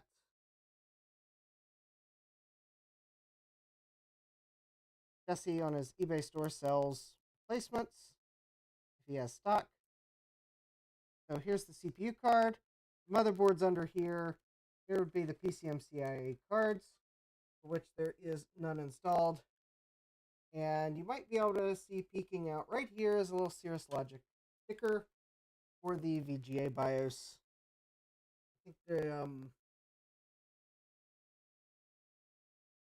but yep. And then this would be where the battery would be if it was installed, and there's the multi-bay, which you could put another battery in. Yes, you could have two batteries. And then there's the hard drive cage. Anyways, all right, let me go grab the. Yeah, I'll have to pull it out and see if it's a new one. It kind of looks like it might not be. But you know, I can cheat here. And I think I can unclip it from the inside.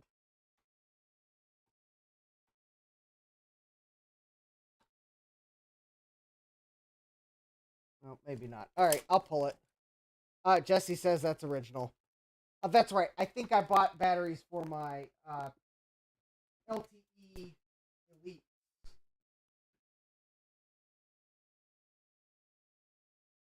Oh, there's the adapters I was looking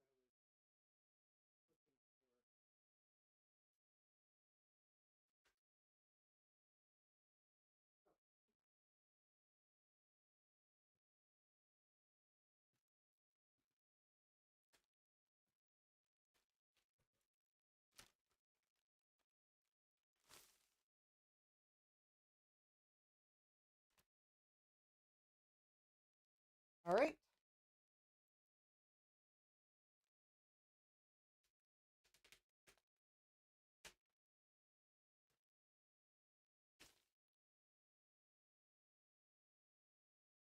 There we go. There's the replacement keyboard. So, thank you, Jesse, for sending this to me. It was probably a couple months ago at this point because I've been slow to get back to LTEs, but I'll get this 5400 up and running. Should be a simple matter of reversing the steps.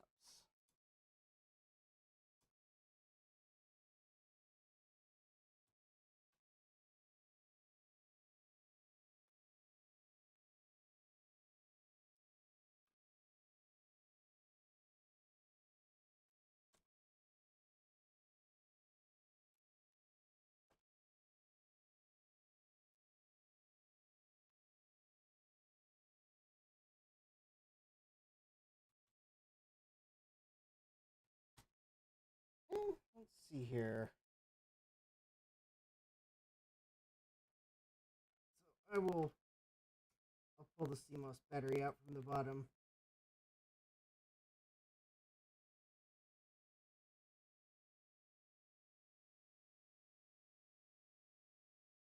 All right, let me reverse the process, which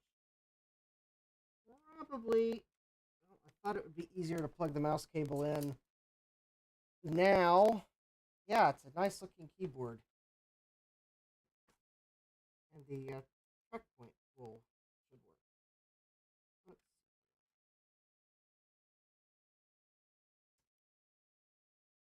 And if I can get the cable plugged in, it'll work even better. Oh! Ah, that's weird.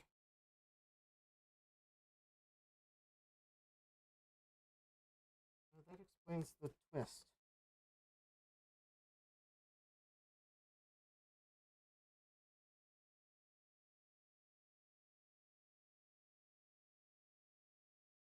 The connector is keyed, and seemingly the wires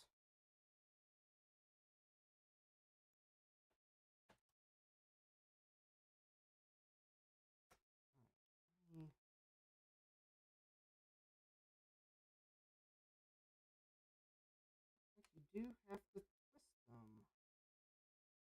All right.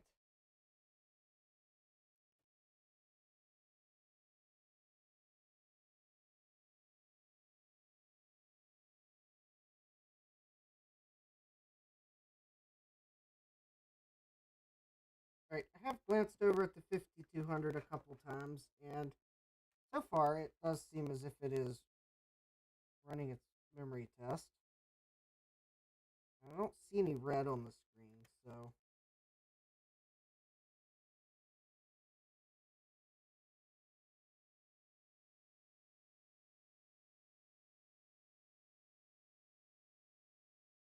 that's a good thing.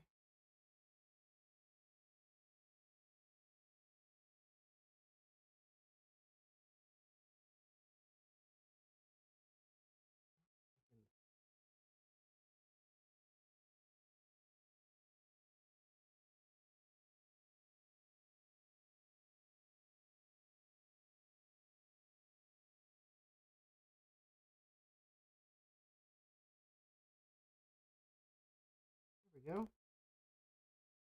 There we go. Mouse cable's plugged back in. Right.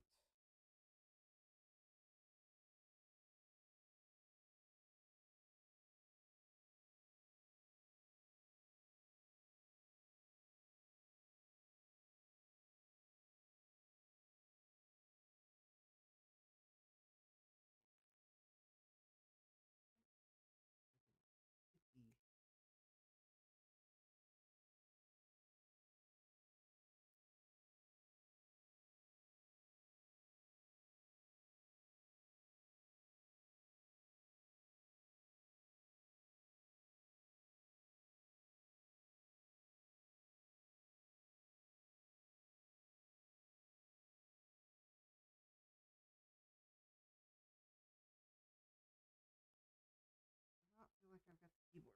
Yes, I do. Feels.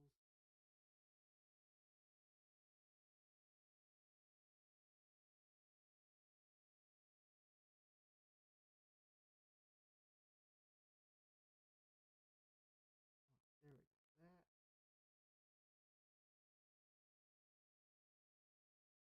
That feels better. All right. Keyboard cables in. Mouse cables in.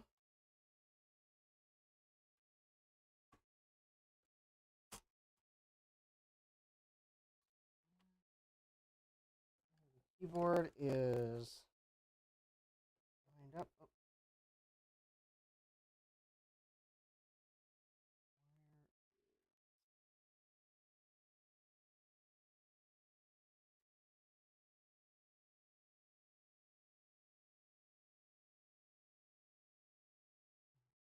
That wire goes top of the screw, and I think there was one on this side.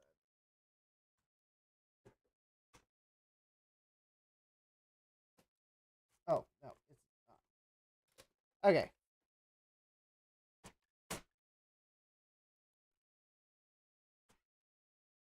There we go. Yep. There's display cable. There's that ground wire. I'll get the microphone momentarily. I got the keyboard plugged in. Mouse is plugged in. All right. I think I got the keyboard.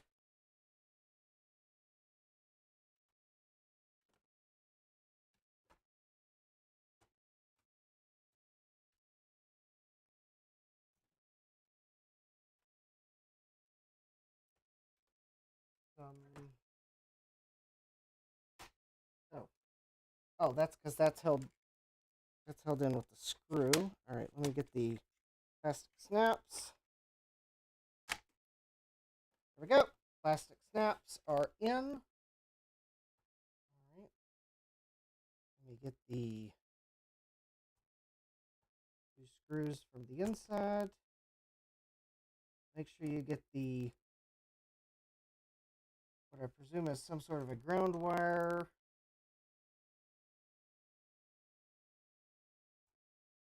On this side.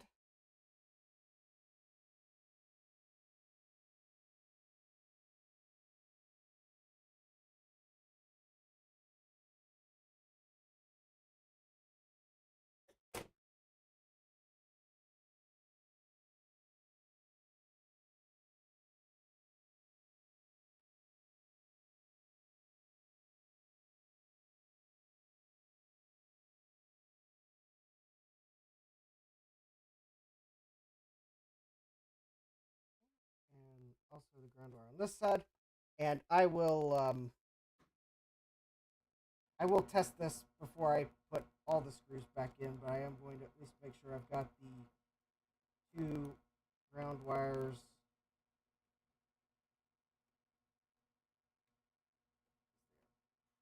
probably somewhat important.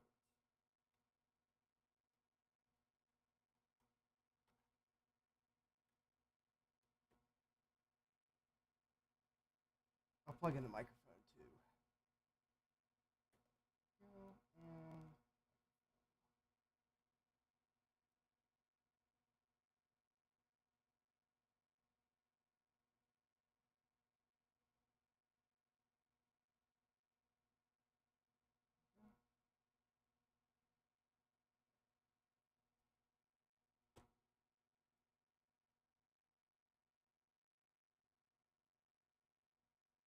Alright, so I think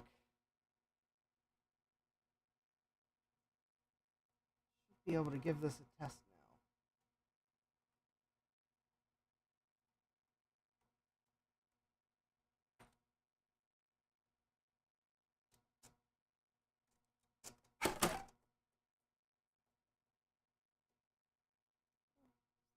now. And hard drive in. At least have something to do. And power up.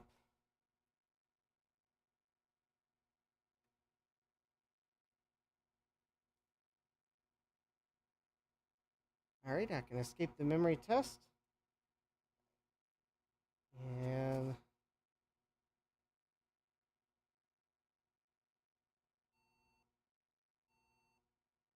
F10 takes me into setup. Okay. There we go. And I got mouse.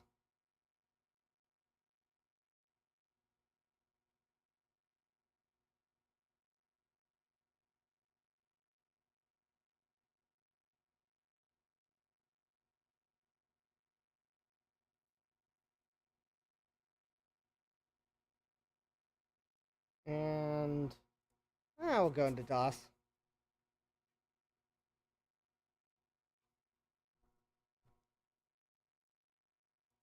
And why not? We will, there we go. Nice Commander Keen.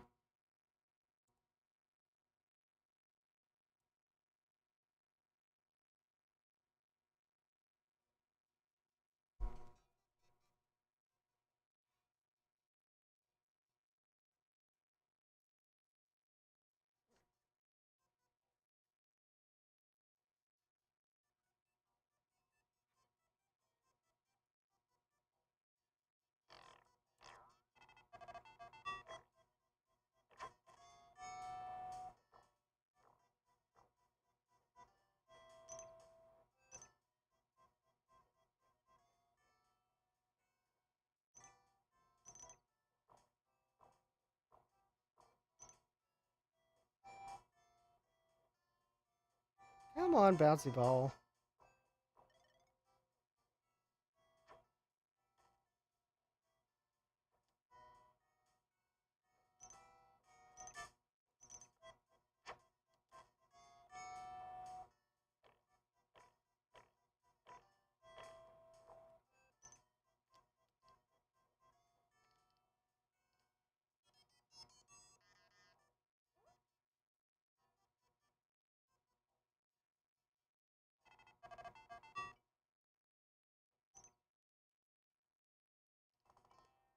Oh no, I'm out of, like, blurb nerbs or something.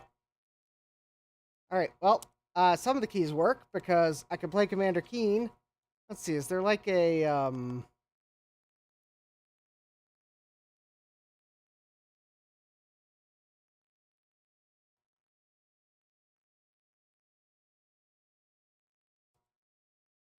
we'll go into Windows 3.1.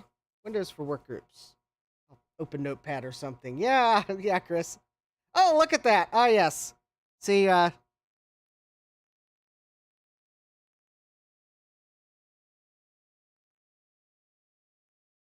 we go. The Compaq wallpaper.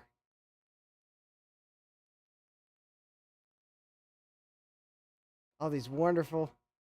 I don't think you have. Oh.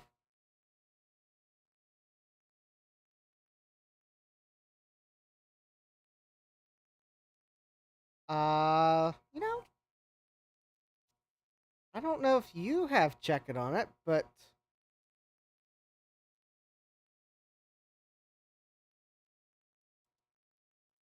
I might have done a tiny little. Oh, well, I put DOS bench on it.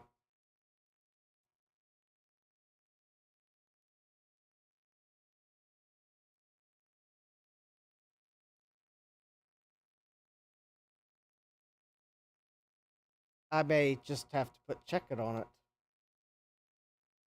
Although,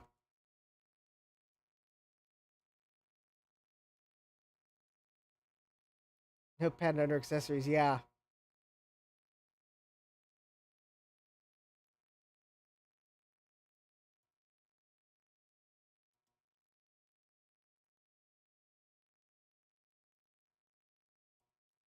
I apparently can't type, but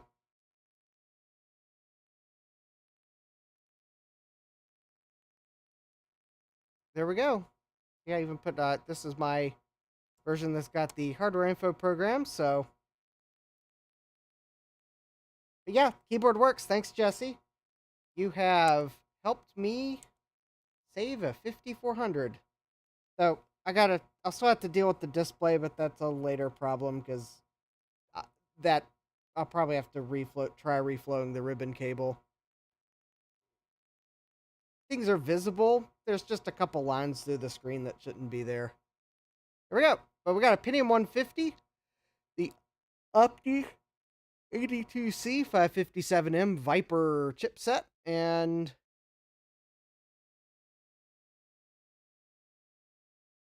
16 megabytes of memory. That's weird. I thought I had 24. There we go. Video. We got the Cirrus Logic CLGD 7543 chipset with 1 megabytes of video memory, and an Oak 66HC direct color RAM DAC.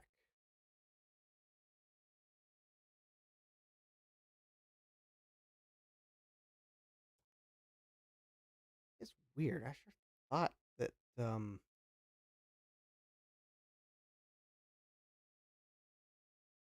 maybe that hardware info only detects 16, because yeah, I was sure thinking that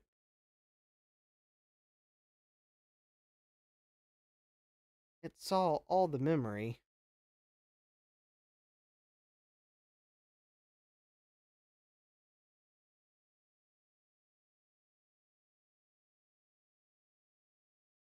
Yep, it sees all the memory. All right, so I'm going to do something here. So I got the new keyboard in. Well, I haven't put the screws on the bottom, but I should probably do that before I manage to lose them.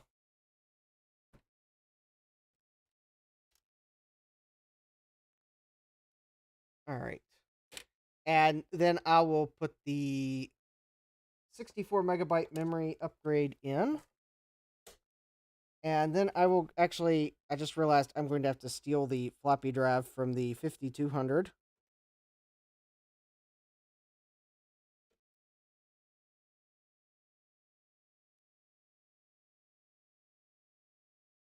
Or from another LTE 5000 series, but I'll just go grab the one from the 5200. Since it's running the memory test, I'm pretty sure I can remove the floppy drive because it shouldn't have to read anything else because it's already loaded into memory. So, there. Oh, Chris is giving me a command I can run. Okay. mem/c/p. Yes, you put the small screws in the front. Otherwise, your keyboard will contract measles. And no one likes retro computers with measles. Also, the screws are going into metal studs, or metal inserts, so you don't have to worry about having you're not screwing into plastic, so you don't have to like turn the screw backwards and find the thread. They're going into metal inserts.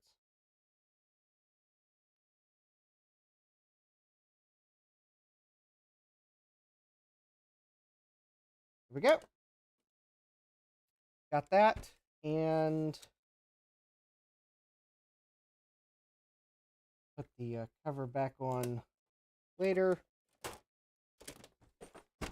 All right, so let me kind of makes it easier to get the. No, actually, I might have. Actually, I think I may have to put the.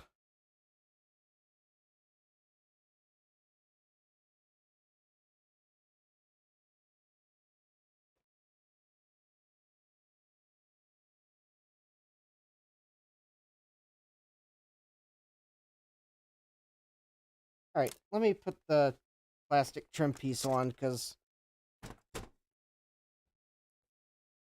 I'm going to need that to spudger the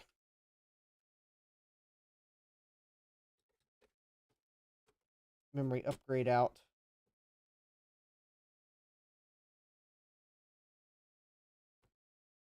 Maybe I've got to, I'll have to see what memory upgrade, or I think Chris gave me a memory board that's dead. I wonder if it's got the metal piece on it, because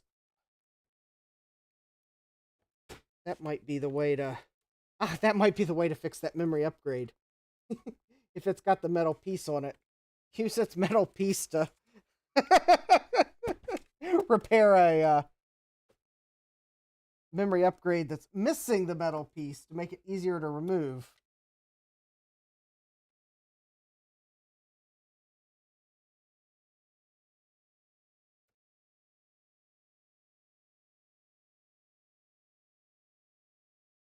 Oh, yeah. Okay.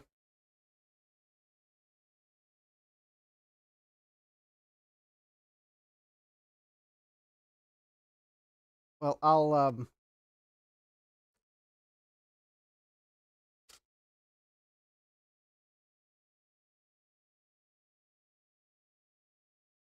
get the cover.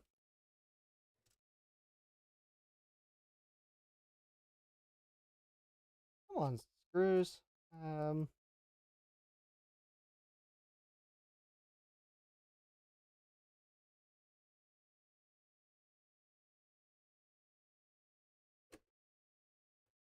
Oh.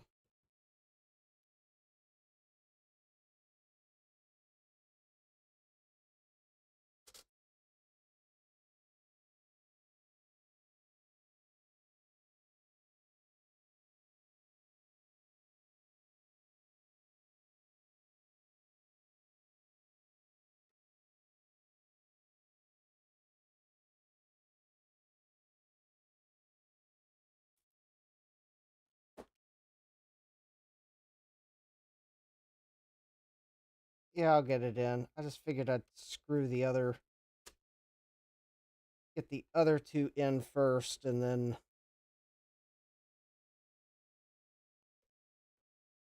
there we go. All right, now I don't have to worry about the display. Also, that will give me leverage to get this memory upgrade out.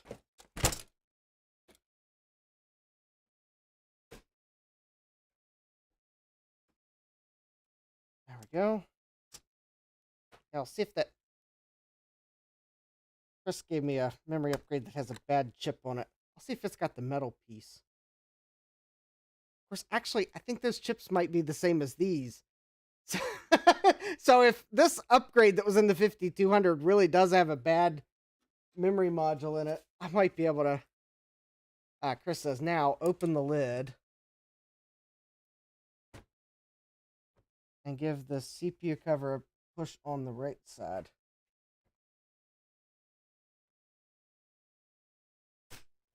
Oh, okay. I see. Yep.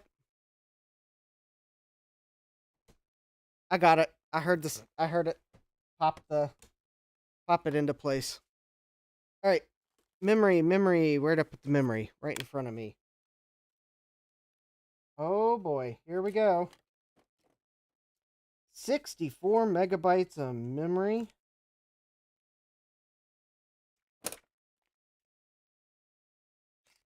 Oh, Chris is saying left side. Okay.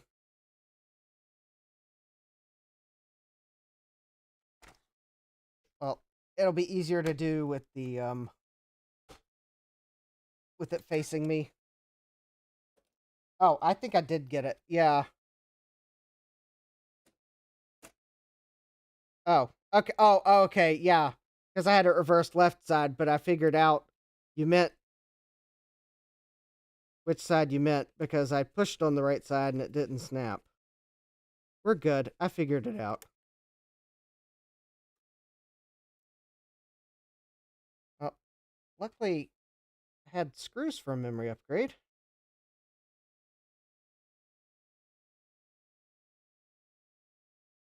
There we go. All right. Hopefully,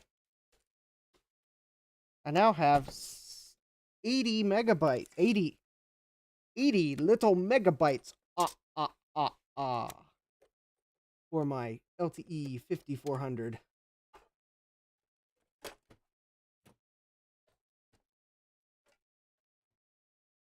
Oh, there we go. I didn't quite have it. All right, let me borrow the floppy drive from the 5200. Well, actually, in reality,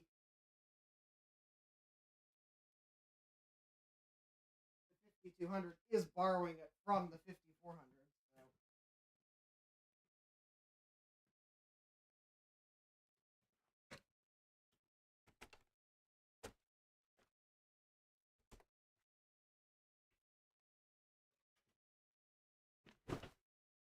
There we go. Floppy drive is back in its home laptop. And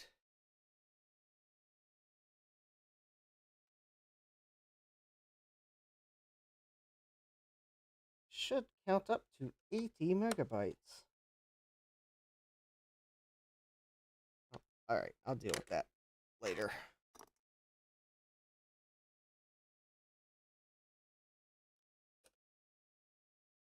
That's good. All right. I did see it count up to 80 megabytes.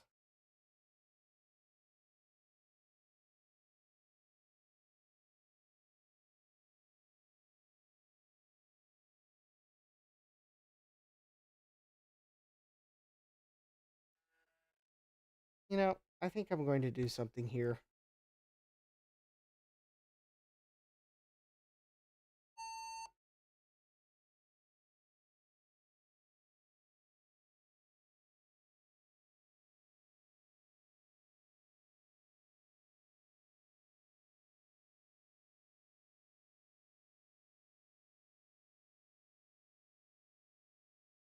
I've got better things to do than wait for it to run a memory test every time I boot. Especially one that Chris says isn't that good. If I think I got memory problems, I'll just run memtest.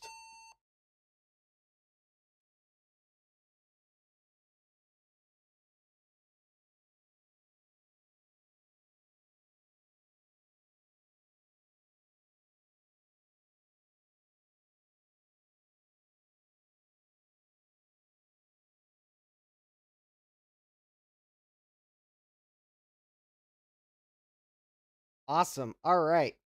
This is great. Now I've got a working keyboard and maximum memory in this, which, since it's probably my best LTE. Chris says, I thought you were going to go into the BIOS and set a password. Yeah, I'd have to set it to something like 12345 so I'd remember it. 12345. That's the combination of my luggage.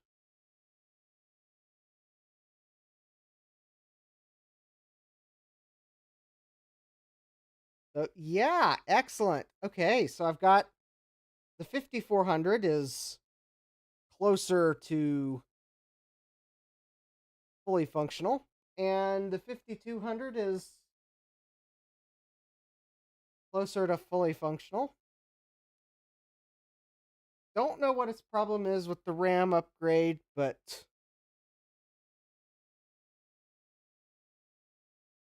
I'm actually tempted to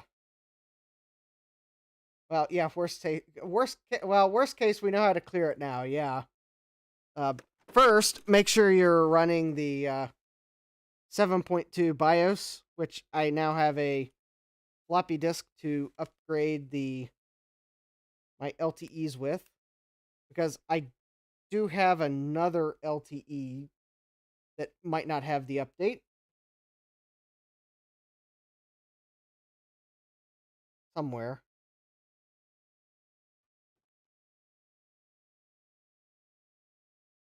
No, that's the LTE Elite. Oh, it's probably upstairs.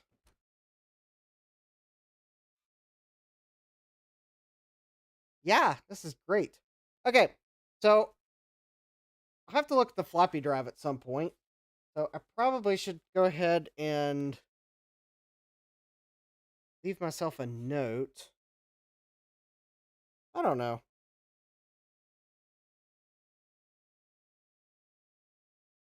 Well, this is the floppy drive that won't take a disk. So yeah, just no 5150s. Yeah, I'm almost tempted to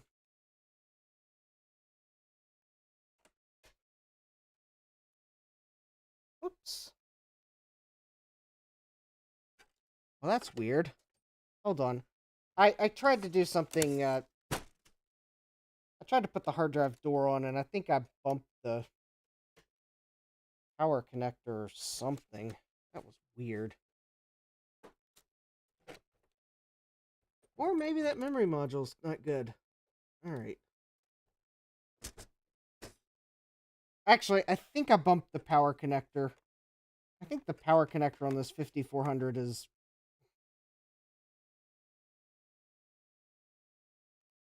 maybe a little loose.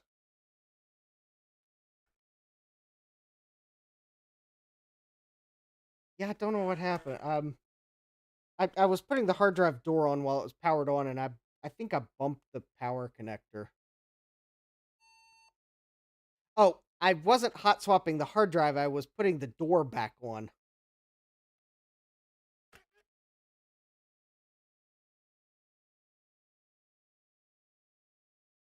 Um, it looks like the hard drive did not unseat, but maybe I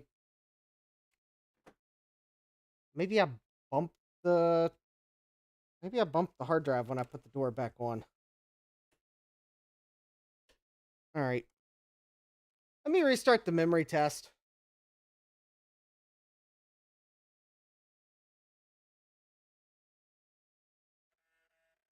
Note to self. Turn it off and then put the door back on.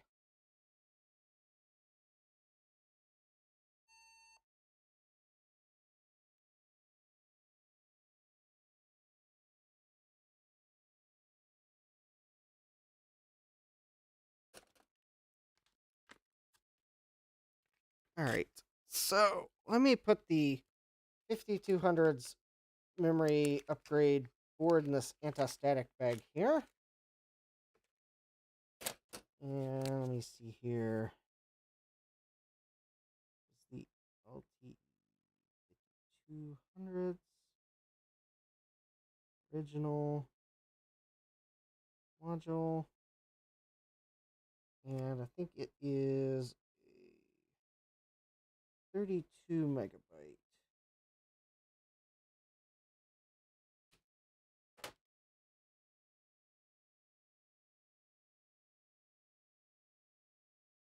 All right, so that's that.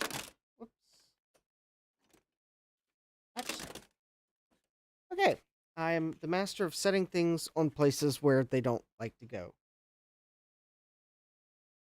Okay, the memory test is running. I must have bumped something. I'm pretty sure that's what it was.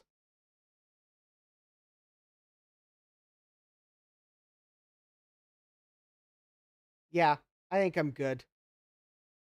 Now, if it does that weird funky thing when it gets to that memory address again, then quite possible there's a RAM problem somewhere, but I probably bumped the power connector and it power dipped. So the 5200 is seemingly running with the 5400's old module. I will probably at some point put the 5200's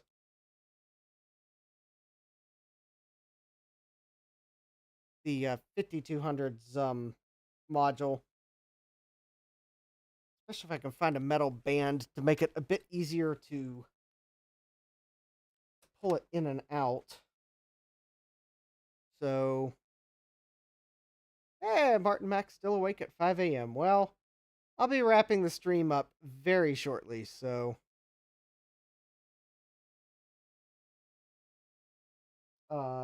yeah. So I guess it looks like I didn't get to the Compaq Armada tonight, so oh well. I know it would have been just so tempting to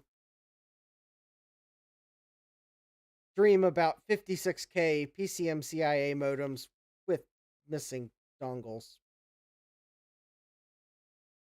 Again, seems like every vintage computer, every vintage laptop on eBay comes with a free modem, whether or not it's disclosed. I will actually be sad when I get the laptop that breaks that pattern, because it's been so reliable. Like, free modem with every vintage laptop, because the seller doesn't open the PCMCIA doors and check, because most of the time it's just a modem without the dongle and it's worthless. So yeah. All right, well, Chris, good night. Yeah, get your sleep so you can do your managing tomorrow. But I've got 2 LTEs on the mend. We didn't get the dock on the bench. Well, I'll just have to have another stream where we take a look at the dock, because, well, all right. I guess I'll really quickly go grab the dock and.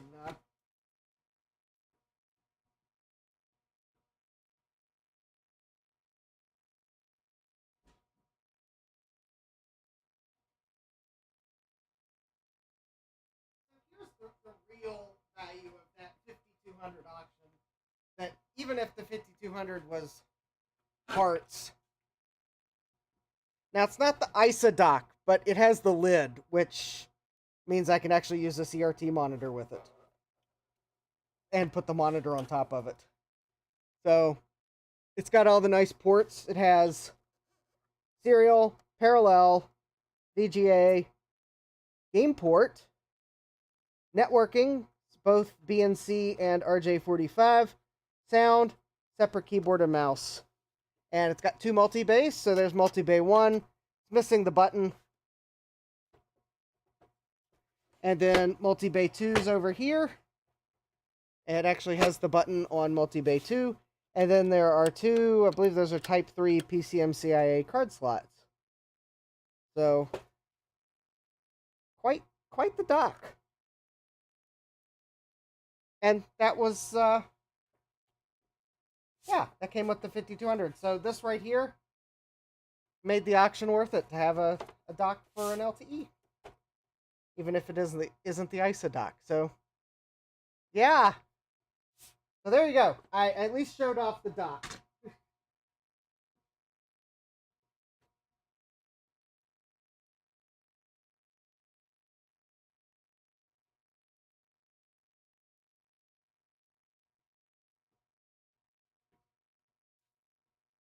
And I got it for like, oh, I think the winning bid on the auction was like $60 some. I think it was like $63 plus like $60 shipping. But then the seller refunded me $40 shipping, because he sent me a message like, I don't know why it calculated so much in shipping, because it wasn't that much.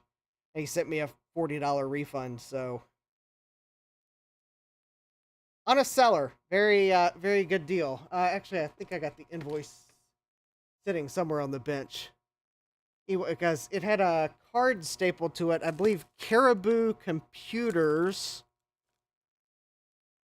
And if I can find the invoice, I'll even tell you where Caribou Computers is. If I don't find the invoice now, maybe I'll put a link to the seller's eBay shop, and if I remember to. Yeah, I don't see the invoice. I might have taken it upstairs. Anyways, it was like Caribou Computers, honest seller. I'll put a link to their eBay shop when I have a moment, if I remember. But yeah, cool. Yes, honest eBay seller. So 5200 auction, not a regret, because the 5200 at the moment seems like it's cooperating. Maybe this memory upgrade just has a. Maybe I need to clean the contacts or something. So, Or maybe there's a bad memory module in this upgrade. It is entirely possible. Some of the problems I was having might have been that upgrade module. So if I can't get that one running, I'll just run it with the one that's in it. It's a 5200. It's a slower model. I, of course, saved my other 64 megabyte upgrade for a different LTE. Maybe if I ever get a 5380, it's probably a dirty slot. So I'll get some I will get some actual deoxit that is not deoxit fader, because I can better control how much deoxit I put in the slot. Because I don't want to like flood a laptop with contact cleaner. Just something I'd rather not do. Especially, yeah, Caribou Computers is in Michigan. Yes, that does sound right. Yes, I believe it did come from Michigan. Yeah, now I'm actually, oh, actually, first of all, let me go to eBay.com, and then I can go to my purchase history, and then I can confirm. Oh yeah, so it was a $60.99 plus it originally calculated like $66.35 in shipping. Yeah, it looks like they're in Detroit Village, Michigan. Here, I'll copy and paste a link to the. Oh, Jack 68K, you well.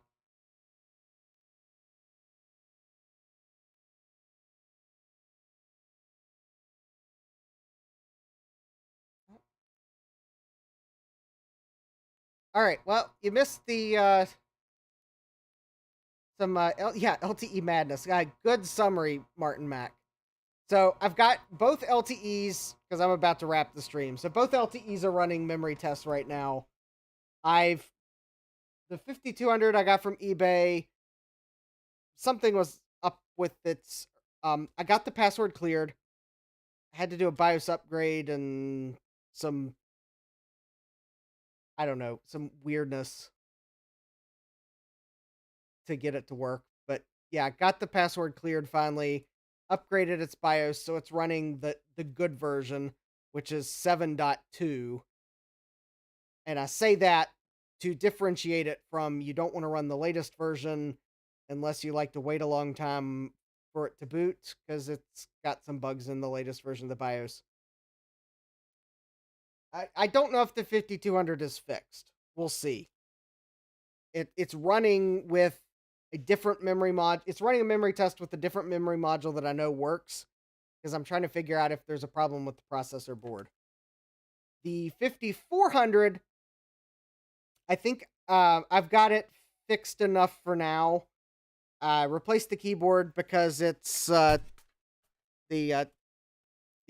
track point or whatever Compaq called it is like completely non-functional on its original keyboard.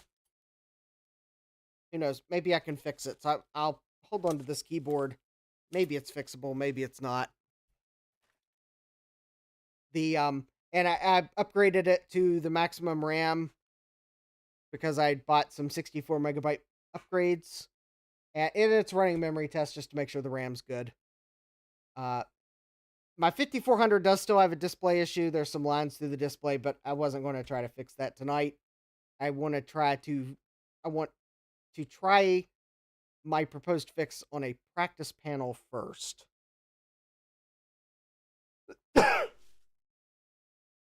Actually, I don't. Yeah, the touchpad. Something's broken with the.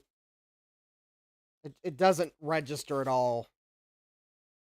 So, anyways, yeah, got that the pencil. Yeah, you move the pencil eraser on the original keyboard, and it didn't register at all. So Jesse had with i8 8386SX had sent me a replacement keyboard, so I got that installed. So yeah, now I can actually use my 5400. and we'll see how the 5200 turns out. So yeah, I think relatively successful. Didn't get to the Armada, but well, there's plenty of time for that because I think the Armada is in functional condition. I'll just probably want to reinstall Windows on it because it's a old cruddy Windows install. But yeah, Martin Max says the sensor maybe. I'll have to take one apart to see how they work. But anyways, yeah, I think it's time to wrap the stream. I'll let these memory tests go overnight, and anything interesting happens, I'll post an update in the comments.